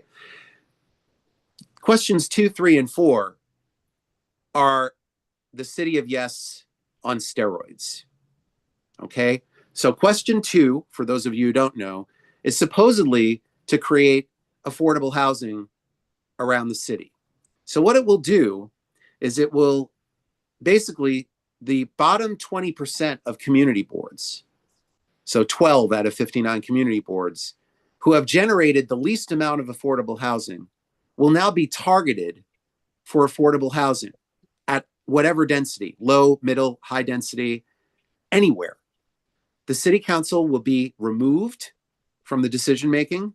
The community boards will be cut back. The city planning commission doesn't even have to be involved. They can just go straight to the Board of Standards and Appeals, which is entirely appointed by the mayor. Okay. And every 5 years, it will be revisited. So it's a moving target. It will just keep hitting community in perpetuity. Now, this was a direct, identical plan that was in Corey Johnson's Planning Together proposal. Literally, directly from, which I personally got killed, right? That was my first big win in 2022. So again, no one is against real affordable housing. I think we're all sitting here talking about this and affordability, but this is not, it's not real affordable housing because, as you know, the affordable housing that gets built isn't affordable. And B, to do this in a way that removes the legislative intent and the balance of the council from this and the community board is nuts. Okay, so that's question number 2. Question number 3 is to allow for modest increases, modest increases in density. Now, what does that mean? Well, in low density neighborhoods, it will allow, under a new system called ELRP, right? We have a system called ULRP right now, Uniform Land Use Review Procedure. That's when rezonings take place. That's what it goes through. And you go community board, borough president, city planning, city council. It will be ELRP, Expedited Land Use Review Procedure. And ELRP will take away the council, will amend the community boards, remove their influence and advisory position. And there is no affordability built into it whatsoever, number one. It's all luxury and market rate housing. And number two, in low density areas, it will allow for 45-foot tall apartment buildings in 1 and 2 family neighborhoods, anywhere. And in high density neighborhoods, it will give, that's R6 and above, which of course is Manhattan and parts of Brooklyn and Queens and the Bronx. It will give a 30% increase in density and height. So essentially, an R6B zone would jump up to an R7X, right? An R7X would go to an R8X automatically. Okay, that's proposal number 2. That's question number 3. Question number 2 was the affordable. Question number 4 would take away member deference entirely. Now, what is member deference? It is not a law. It is a custom like the filibuster. But basically, when you have 51 council districts, which each council district is essentially like its own municipality to some degree, right? You have your boundaries, and your council member, for better or for worse, controls a lot of the particularly land use issues within that council district. And what happens is, if your council member wants something to happen or doesn't want it to happen, the rest of the council will follow that because they want that council person to follow what they want, right? So if Eric Botcher wants to upzone an area, the rest of the council is going to follow with him. If Vicky Palladino, my council person, votes no on a rezoning, the rest of the council is going to follow them, generally speaking, particularly on a local issue, local, not citywide. This would replace the situation we have now where the council has the last word, right? So the city council votes, the mayor can try to override the council, but if the council has a 2/3 majority, they can override the mayor. Now, before this, how many of you remember the Board of Estimate? Many of you probably do, yes. So in 1989, the Board of Estimate, which was a board of the 5 borough presidents, the mayor, and the city council president, now the city council speaker, had this 7 or 8 person board. I think it was 8 person actually, but 7 person or 8 person board that could overturn any decision that the council made. And it was actually found to be unconstitutional by the Supreme Court in 1989. And that's why we have the city charter we have today, which completely reorganized everything. That's when we created the public advocate position, which split power from the speaker, and the borough presidents lost much of their power and became advisory, and the council became the final stop. Question number 4 will recreate the Board of Estimate. They're calling it a zoning board of appeals, but it is the new version of the Board of Estimate. And this new Board of Estimate would be able to overturn any decision in the negative that the council does. So if the council votes something down, this zoning board of appeals could overturn that. So these are the 3 questions that are on the ballot, questions 2, 3, and 4. Now, Jack and I were talking at that hearing on the 16th, and I said, hey, Jack, have you seen these charter commission questions? And he's like, no. I said, let me send them to you. They're pretty bad. And he looked at them. He went, you're right. They are pretty bad. And he said, let me do a little research here. Okay. And he got back to me a few days later. Paul, I think these are illegal.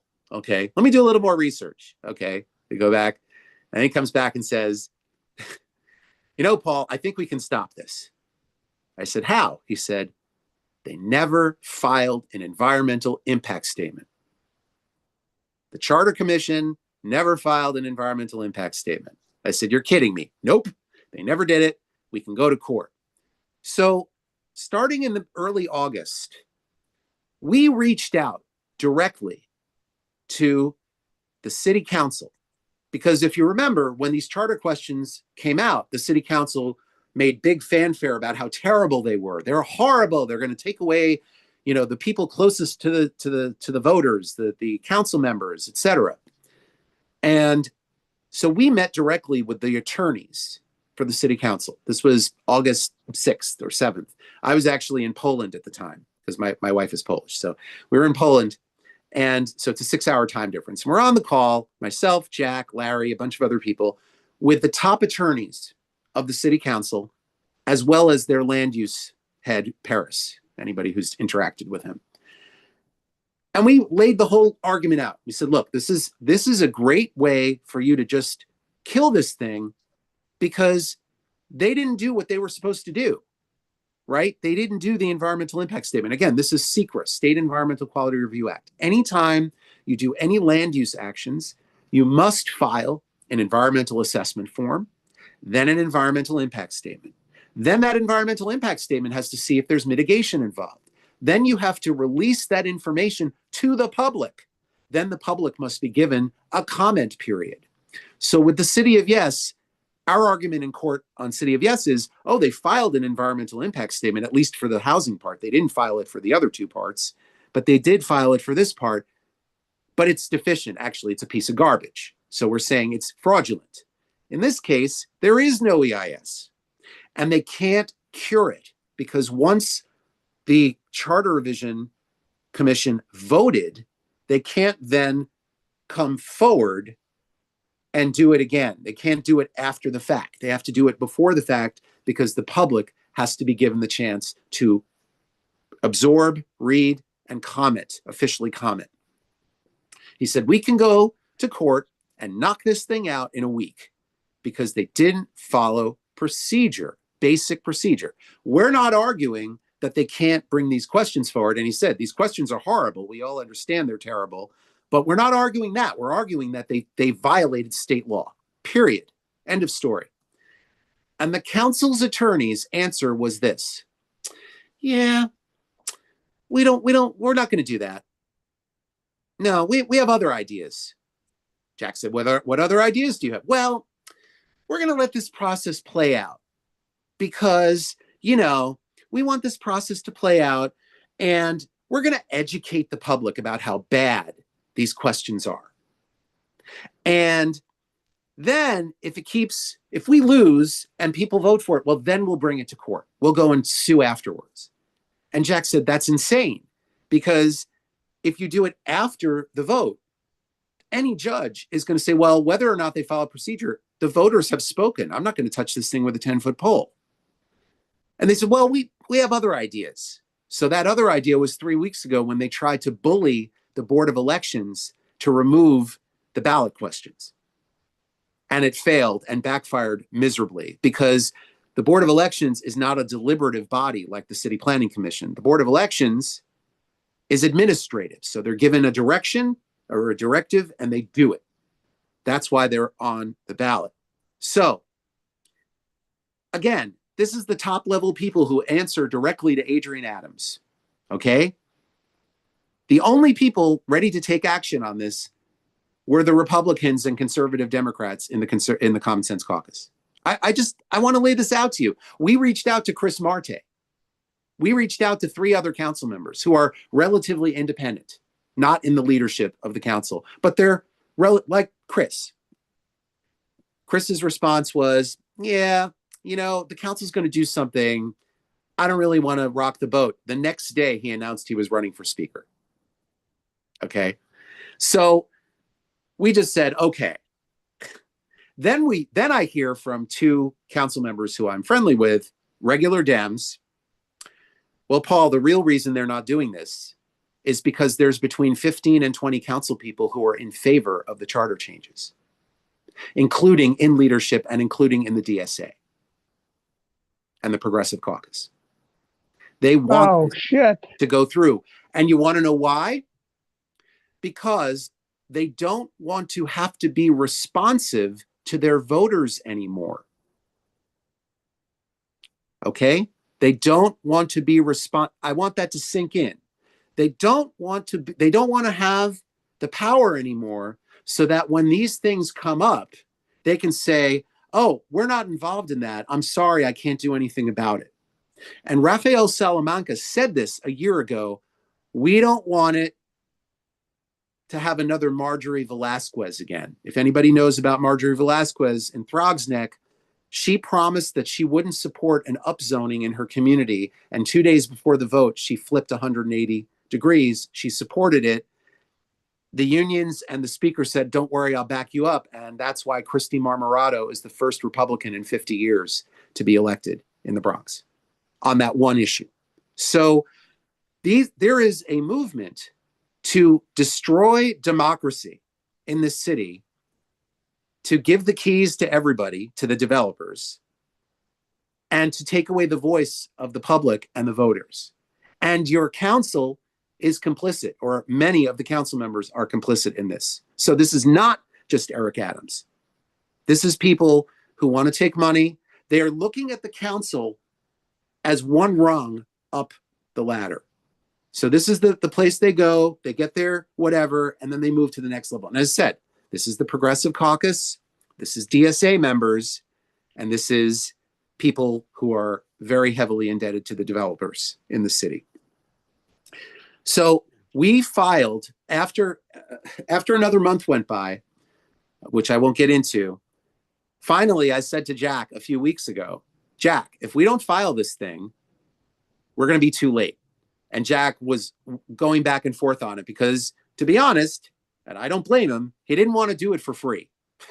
And like I said, I'm the sucker who does everything for free, and you guys already know that. But he didn't want to do it for free. And on Monday morning, 2 weeks ago, he texts me at 7 a.m. and says, Paul, I have the draft ready. And then he writes, we can't let these bastards get away with this. Good for him. So we filed last Tuesday morning at 10 a.m. and we had a press conference. Again, John was there, Sandy was there, and we had a very nice press conference laying everything out about what we're doing. Now, unlike the last one, we did have a lot of people agree to be plaintiffs, but Jack decided to keep it short. So Sandy is a plaintiff, John's a plaintiff, I'm a plaintiff. There's about 20 plaintiffs altogether, including about half our elected officials. Again, who are the elected officials who are plaintiffs? The Common Sense Caucus.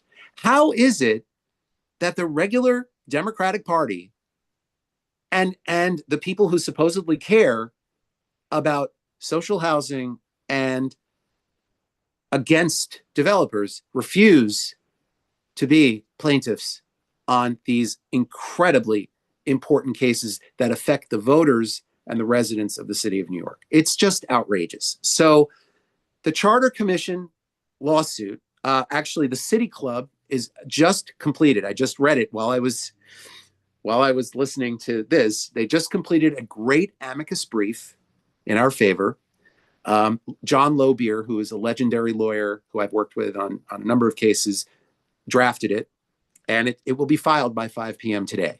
We are in front of the judge October 15th.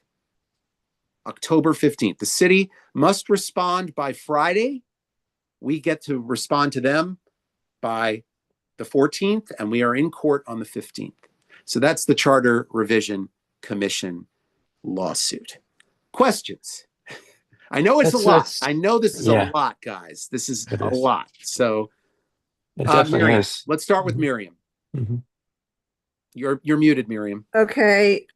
I'm very much involved with disability rights groups, and the disability groups feel that number 6 gives more likelihood that it'll be easier for people to vote by having federal and local elections the same day. And there is also a regulation, HAVA, I don't remember what it stands for, that makes it easier to challenge discrimination in federal elections, and they feel having both local and federal on the same day would make it easier to challenge discrimination in some of the times that they've try to vote. So this is something that I've been involved in. I was at the meeting with Layla, and I tried to bring that up because she said vote no on everything, which I hear,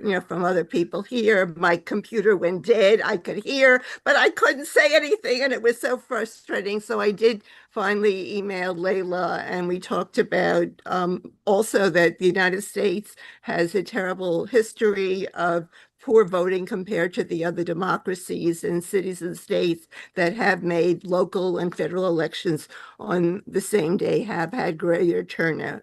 I heard what you said. I am telling you the positions of disability groups. So Miriam, sorry, I don't mean to cut you off. That was my personal opinion. We're not suing over question 6. I know that, but people are saying vote no on everything. And right. But I'm only focused this conversation. I mean, I appreciate what you're saying, but this conversation is really only about 2, 3, and 4. So I just brought that up that 5 and 6 are on the ballot. These are my opinions, but then I went into 2, 3, 4. So. Okay. And let me add one quick thing. Yeah. I have a copy of the ballot because I vote absentee ballot, and I was appalled at the wording where there's sentence after sentence about voting yes and all the good reasons and voting no. Oh, that's going to make things take longer. I couldn't believe that's in our amicus brief as well. I couldn't believe. Let me say that 10 times that got into print. It's again, anybody who sees this ballot, you're absolutely right. It says, if you vote yes on this affordable housing question, it's going to be puppy dogs and ice cream. And if you vote no, well, that's going to be terrible. And so we put that's actually in the amicus brief that John Lobier wrote, which basically refers to saying these are very misleading and the thumb is on the scale, as they say, right? Which is not the way these questions are supposed to be. So he did refer to that. Len. Yeah, my question is, again, similar to the one I asked earlier. Is there a popular leaflet that we can use to get the word out, to tell people about this? There's a bunch of them. I can forward what I have. The council put out their own thing, which of course, nobody's even seen. They put it out like a week ago. We have a flyer put together for questions 2, 3, and 4. Again, we're not trying to tell people they can vote how they want on 5 and 6. I personally not a big fan, but again, 2, 3, and 4 are the ones we're focusing on. And again, by the way, I will see if I can find something, and I'll send it over to John, and maybe he can distribute if that's okay. But I want to mention again, we have 3 mayoral candidates. Andrew Cuomo. Andrew Cuomo announced, if you remember, during the debate, the second debate, he actually went after Adrienne Adams over the charter questions. He said something really nasty to her, saying, well, if those charter questions go through, you're not going to have any power anymore. And I support those charter questions. So that was number 1. And again, Zoran Mamdani supports the charter questions. Well, I think we should really dig in and call DSA, get them on the carpet, put pressure on Mamdani. But I think the key is to get a popular leaflet together and begin distributing it to key people. I mean, getting it out to the public and getting it in the hands of key people and pressuring them to call Mamdani also. Yeah. Yeah. I mean, I think again, Curtis has been consistently opposed. I'm not worried about his position. I am worried about Mamdani's position. Yeah. And I frankly think all of these, these candidates need to be called onto why they have this position. Why do you support these charter changes? Why do you support the city of yes? Why do you do this when it's clearly so negative towards people of this, Okay. Let's Alex. Mm-hmm. So does the failure to file all the environmental stuff, does that preclude that side from filing an appeal if they were to lose? Oh, no, they can. They're definitely. I mean, the thing about this is it's okay. So had the council acted, we could have knocked this off so it would never have shown up on the ballot. The problem now is it's on the ballot. The ballots have been printed and they've been sent out, and everybody's going to see them. So we now are in a situation where we are going to, if we win, people are going to vote on these, but they will be invalidated because we got them in. We got this all in before the vote, right? The key was to file this before people started voting on it. That was the most important thing, so that the judge couldn't say, oh, well, the people have already voted on this, I can't do anything about it. We made sure to get this in way before anybody voted on this. So the whole goal here is people are going to vote on it, but they're going to be made very aware these questions could be invalidated, or actually, frankly, most likely be invalidated by the courts. My guess is that if we win at the lower level, Adams and the Charter Commission will appeal. There's no question about it. And if we lose at the lower level, we will appeal. So we'll see what happens. But I don't think we're going to lose this. I think this is a very cut and dry case. It's not like the city of Yes, which is just this monster case. This is a very cut and dry case. They violated state law. There's no way to cure this, so let's take care of it. Other questions on that? Okay.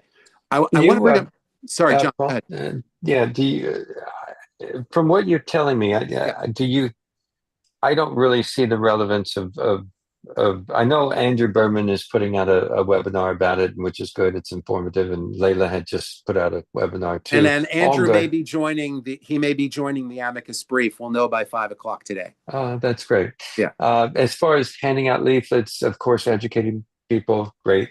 But standing near the polling booths and that sort of thing and telling them to vote no, is there I mean, we're still telling people to vote no without a question. Right. Absolutely. Yeah. But, we're also making it clear that even if you vote yes, there's a very good chance this is going to be overturned for good reason because they didn't follow state law. And again, it doesn't stop the next mayor or the next council from trying to do it again, but they have to follow the process. And the process will in itself take years because the effects of this would be massive. So they would have to actually conduct this. Let's put it this way. If Adams announced in December, he could have immediately hired a firm to do the EIS. They probably could have gotten a draft EIS done by July. They probably could have gotten at least the framework of an EIS done. They didn't do it. So in theory, they could have done it, or they could have done something that would have approximated it. They didn't do it. So that's really what it comes down to. Okay. Yeah, I have one more short topic. Sure. So this doesn't necessarily affect you guys yet, but it's really important that you know what's going on. So in 2022, you'll remember that short-term Airbnb was prohibited through Local Law 18, right? That was a big win for a lot of communities. Obviously for places in a city that's so hard-pressed for actual affordable units to begin with, the idea that short-term Airbnb in both apartment buildings and in 1- and 2-family homes, this is a big deal, that it was basically shut down on short-term stays. So that went into effect in 2023. In 2024, Airbnb started a new campaign to push to undo Local Law 18. And the initial attack is something called Intro 1107. Now, there are a bunch of phony groups that Airbnb has funded. One of them is called ROAR, RHOAR, right? And it's called, I can give you the acronym, hold on. It's, hold on. Just give me a second. Restore Homeowner Autonomy and Rights. And then that group created another phony group, which is called Financial Independence for Homeowners or something like that. And Airbnb has funded them $500,000. Meanwhile, Airbnb has spent over $5 million this year. You're seeing ads pop up on your web stuff as you're going on the internet, all this other stuff going on. So the bill was introduced over a year ago.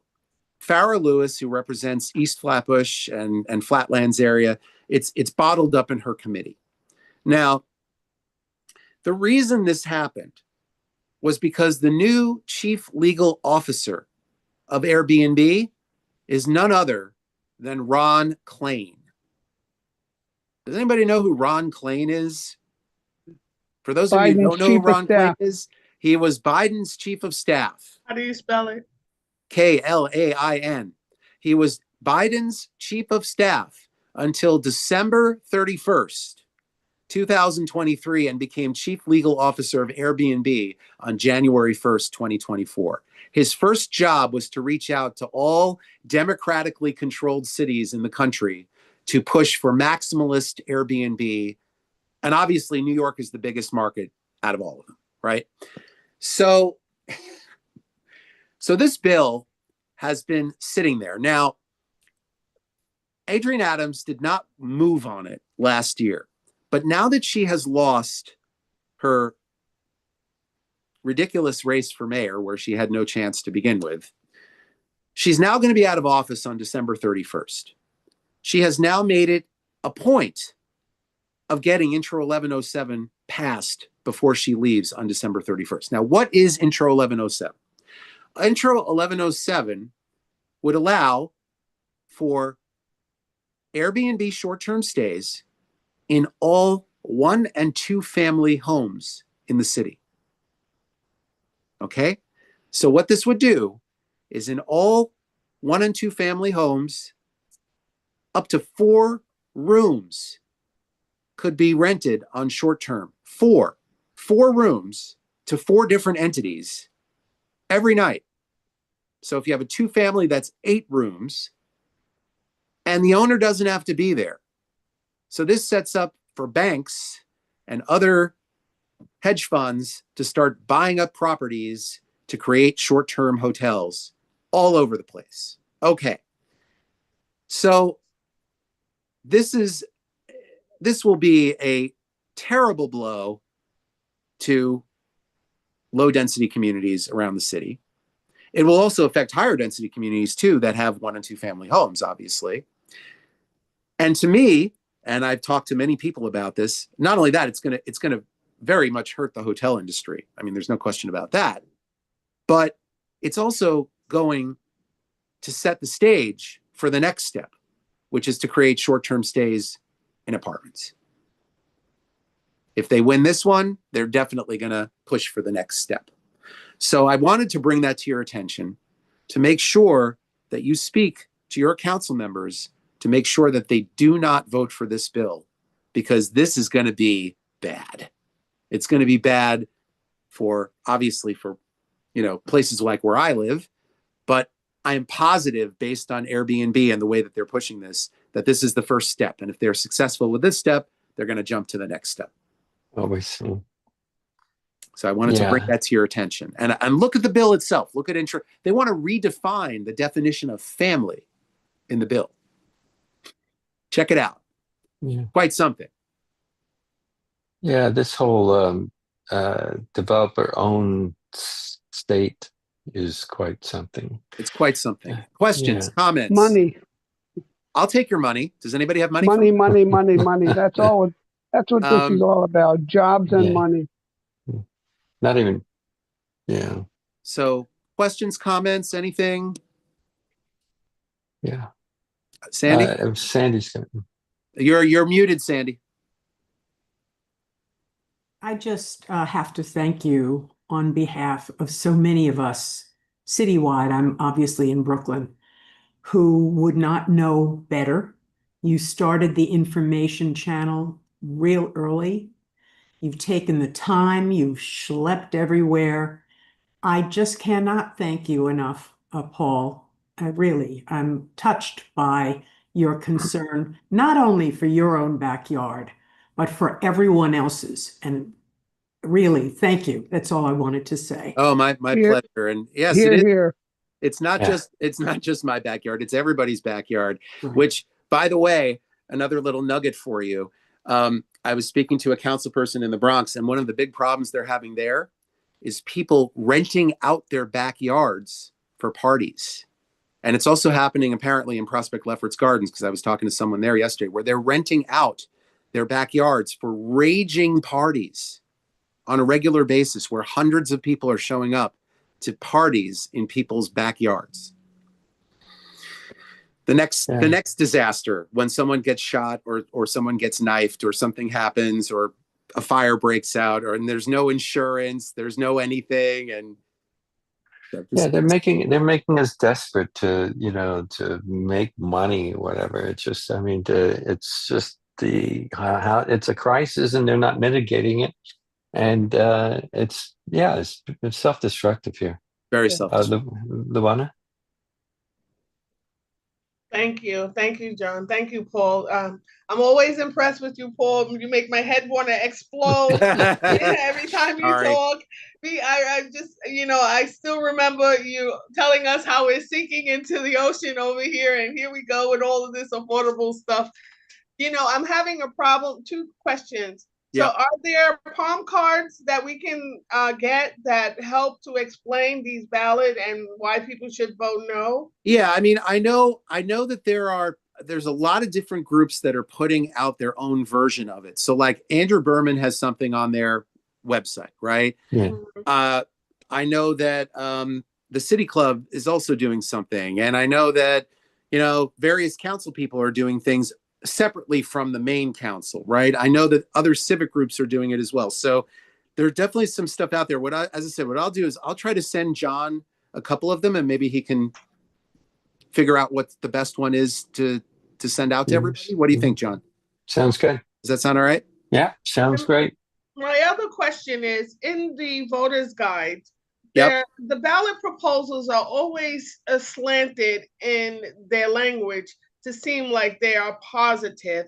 Who writes these, these ballot proposals in the Board of Elections voters guide? So the ballot questions themselves were written by the Charter Commission and then put on the ballot, right? And again, we kind of mentioned this before, that the ballot questions themselves say, like, if you vote for this, it's going to be the greatest thing that's ever happened. But if you vote against it, it's going to be terrible, right? Which again is putting their thumb on the scale, which they're actually not by law allowed to do, but they've done it. I just looked at the voter guide today. Someone forwarded it to me, and the questions there are it's even worse. In those, I just saw them today. Like you explained. Yeah, it's like ridiculous, and and of course it's written for 5th graders on top of everything else. So it's written. What do they do? Just affordable housing, this affordable housing misnomer that we have going on. People think it's going to be a positive thing, and they don't see in the details. There's, the devil's in the details. We're fighting a building in Elmhurst, right? Elmhurst, working class neighborhood, pretty dense. One of the denser neighborhoods in Queens for sure. A lot of 5- and 6-story apartment buildings everywhere. Some bigger ones, some row houses, etc. But a developer who I'm fighting in another fight that I was just at, same developer, they want to rezone an area from M1, which is manufacturing, to R7X, which is very high density on Queens Boulevard. Here. Mm-hmm. And and they want to build in an area with 5- and 6-story buildings, which, let's say, the general buildings are around 60 feet, 70 feet high. They want to build a 200-foot tall monster of a building there. And they're like, oh, and we're including affordable housing. This was back in June. And, one of the people on the board, very smart guy, he said, well, you're saying you're building 300 units and you're saying that 80 of them are going to be affordable. But the way it works is only 10% of those go to people in our community board. So you're talking about out of 80 units, it's like, 7 or 8 units are going to be for people in Elmhurst, which is like 100,000 people. So what is this going to do for us, right? And that's just that part. I mean, forget about the actual lack of affordability and everything else. So yes, it's just everything's wrong. It's all wrong. I should have been mayor, damn it. What do they do? Just wait for somebody to sue them? They put this stuff on ballot box? What they do is they say, oh, you don't like it? I challenge you to sue me, because most of the time people don't do it. Yeah. And then once it passes, it becomes law, and it becomes impossible to sue it. Alex, go ahead. I just wanted to say that the main group that's leading the fight against Intro 1107 is named Tenants Not Tourists, and they meet every Tuesday. Oh, you're part of it. Okay, no, great. I'm not part of it, but I support. Oh, okay. Well, Yeah. the fact that they meet every Tuesday suggests that, they feel the urgency of this. So John Mudd, I have to say, since you spent so many hours fighting or promoting Intro 2309 years ago, I think 4 years ago, I think that you should probably be on this, because otherwise it's a slap in your face and all the work that you did. Yeah, definitely. I agree with you. Maybe we can get tenants, not tourists, all together too, to meet with us and so forth. John Leva has been making some good points in the chat. John, you want Hi. to? Oh, yeah. Oh man, I've been through a lot of this. And Paul, if anyone here has any information on how to train people for the C-Corps thing, because it seems like it's going to be on the 30th. What is it, like a 2-hour thing, and they eat up an hour of it, and then how does that work? And I know I'm not sure what you're talking about. What are you the talking C-Corps, the CEQR, like Secret? scoping. Secret. Yeah. What's happening on the 30th? It's the 28th in person, I believe, right? And they're gonna do it for the BMT here because they got the votes right after we made them postpone it 5 times. But are you talking about an expansion for subway or? Okay, I thought you were more familiar with the BMT. So the BMT, they try to it's 122 acres. It went from state to city. Instead of using the ULA process like they should have, they used the Brooklyn Marine Terminal. I'm sorry. Okay, got it. I've been like the lead organizer over here. Like the BMT. Why are they doing something? I'm thinking of the trains. I'm sorry. Sorry. No, I know the Marine Terminal, and I know they just passed it. They just passed it at the City Planning Commission, right? Yeah. Right. So it's going to go to the council now. No. I mean, I don't know, but they're going straight to like it already just passed, like what, 2 weeks ago, a week ago, and now they're already scheduling the first C-Corps. I call it C-Corps. That's what I heard other people call it. I don't know. They didn't go through the ULURP. They didn't go through the ULURP. They didn't go through ULURP. Okay. No, that was another whole big scam with them. The whole big thing to the vote and all this was to avoid ULURP, to approve a GPP, like to give it legitimacy. Right. There's SECRA and then there's I don't know. Yeah, there's SECRA, which is the State Environmental Quality Review Act, and then there's SECR, which is the City Environmental Quality Review. Okay. So that's the city version. But yes, right. So they passed this like a week or two ago, and I know they included like 6,000 units of housing, or and of course, more economic activity and all that stuff. So I'm aware of it. But the question is, right. So this is the task force. Yeah, which was handpicked by them, of mostly people that are going to profit from this happening. So right. So I would be happy to connect you with Jack. I mean, I can put my email address, or I can just tell you what my email address is if you want. And we could talk more about this, because if you want, John. Yeah, this is probably going for the record for the longest homeless and housing meetings we have. We're about an hour and a half, and this sounds like I'd love to bring this back, and we can talk about this a little bit more in detail, maybe next month, and certainly offline. And Alex, you can, so if you have some ideas about, tenants, not tourists, what we can do with them, let's discuss that in our management meeting. John, I'm going to put my email in the chat. So if you want to get in touch with me. Yes, please. Thank you. Okay, sure. Anybody that's on the call right now, because you guys have a lot of experience here, the CEQR is a scoping thing, and I guess, but nobody knows exactly what it is. I'm afraid they're going to have like a one-day thing. You go there for 2 hours, you leave, and you don't even get to really, I guess it's to get people's opinions and get people's ideas of what environmental issues. I'm not really 100% sure, and I want to be able to train people out here so they can take full advantage of whatever it is. Right. Sounds like a manufacturing consent. Here we invite you in for your opinions, anything like that. Does that make sense?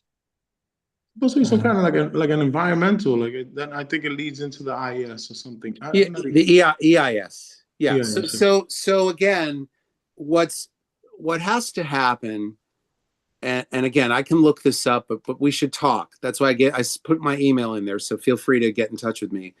Let's talk, because if they didn't do what so this is all being pushed by EDC. So they're trying to, like you said, they're trying to kind of skirt the Euler process, which would be the typical process on this. So the question is, what processes do they have to follow by law in order to do this? And I'm just clicking on some stuff right now. I'm looking at the proposal as we speak. So this is the EDC. Okay, so this is the EDC BMT Vision Brooklyn. Okay, so yeah, so they have a vision. I don't think they've actually done the EIS. So they're probably going to start talking about what they need to do. Because I'm looking here, this is just a glossy, a glossy book that EDC put together. Yeah. All right. Well, like I said, you, please get in touch with me, John. Okay. Yeah. This has been very thrilling meeting today, and I'm sorry, John. Did you want to say something? Oh no. Thank you. Okay. Just thank you. Okay. But can I get your email from Alex or anything, Paul? Yeah, it's in a chat. Oh, I put it in the chat, John. Oh, I got it. Okay, thank you. Paul Graziano, hdc@yahoo.com. I got you. Thank you. Yep. Yeah, this has been really thrilling. Thank you again, Paul. My pleasure. Really, I'm so glad. You're so giving, and you're so giving, and so such a good fighter. It's all for the big money, you know it.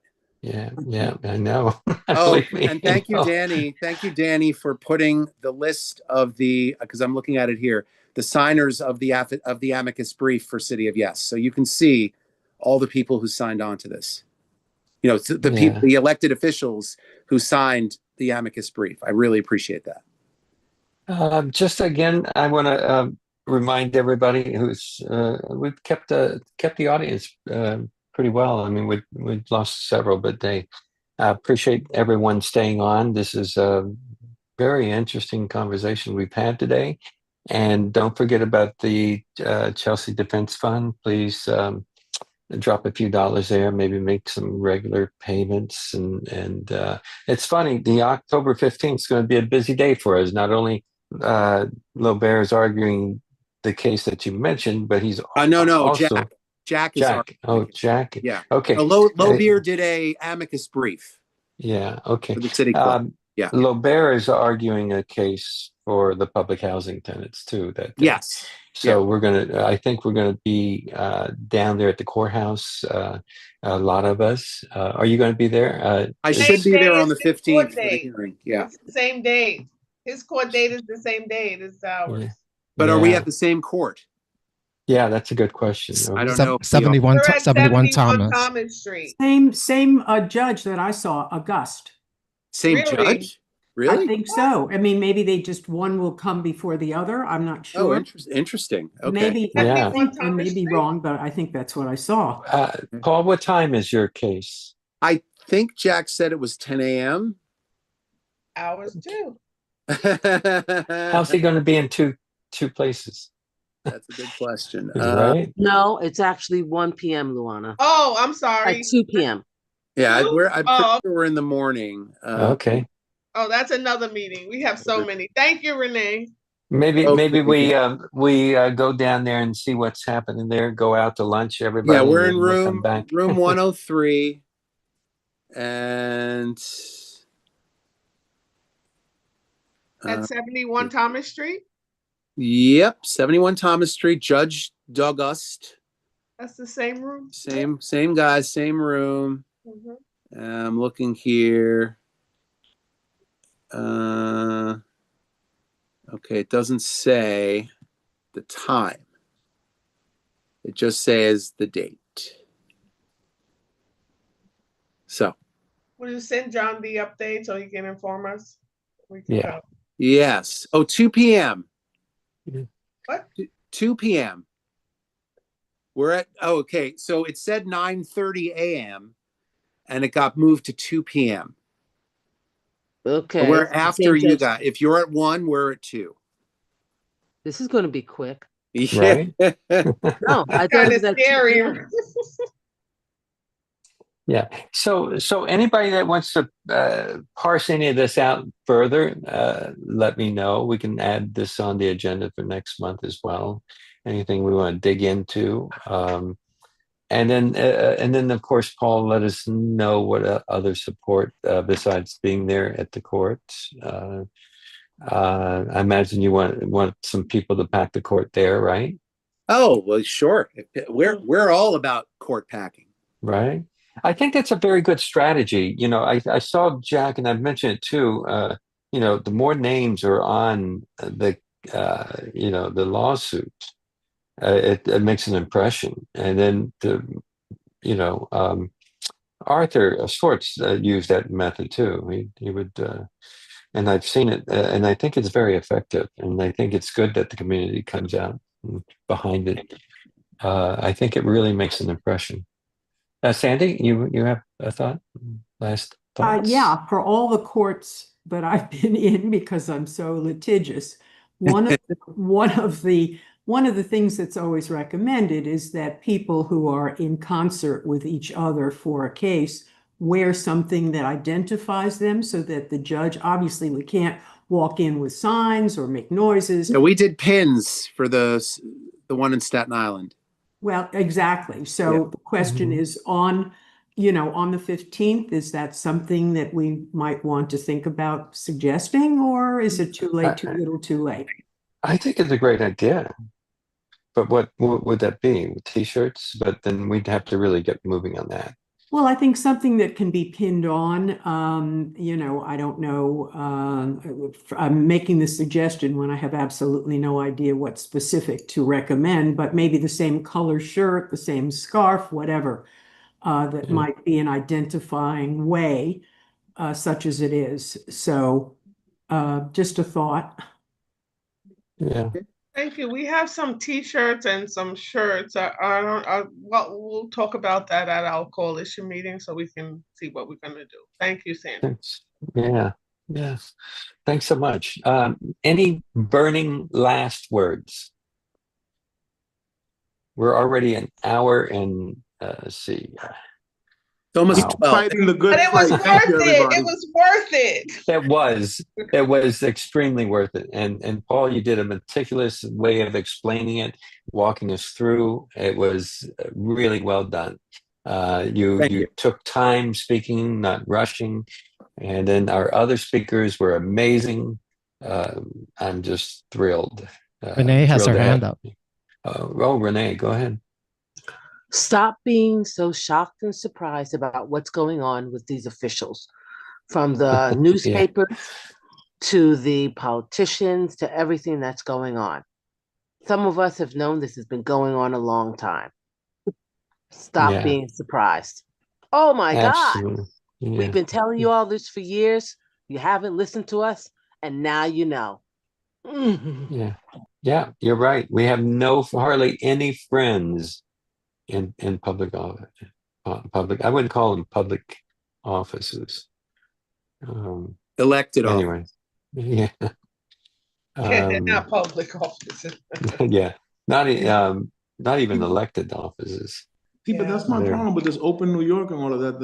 The last ones we had was maybe the progressive, that they've gotten totally into their heads with this abundance thing, and it's just like, it's ridiculous. Like, it's just the most ridiculous. Yeah, they got a huge marketing machine. It's just remember, Open New York is a they are funded by one of the richest people in Silicon Valley. They are not a real nonprofit. They are a phony group. Open New York, Open Plans, Transportation Alternatives, all these groups are funded by literally by billionaires and tech bro billionaires. Yes. Yeah. And they have no interest right? in our concerns. They just want to take over everything. So Alex. Can Len get the last word? Yeah, Len can have the last word. Well, I was just going to recommend, first, let me say thank you, Paul, for that, really your presentations were great. And I would just say that I think one thing that we should try to arrange is to get you on WBAI if you haven't already been on. I was just on BAI on Wednesday. I've been on living for the city 5 times in the last 6 months. Oh, good. Good. Yeah. Okay, great. Mike great. is a buddy. He's like, hey, can you come on and give us the update? I'm like, sure. So I was there on Wednesday. Yeah. Yeah. I mean, like maybe to Michael. get one of the things that I think would be really good is to get on Mimi Rosenberg's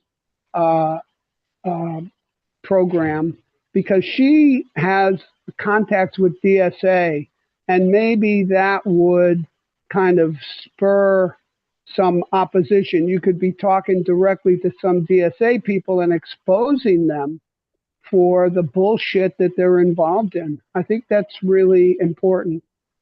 Yeah. Yeah. Maybe. Yeah. Maybe. I mean, it's important. Whether it'll make a difference is Right. another story. Right.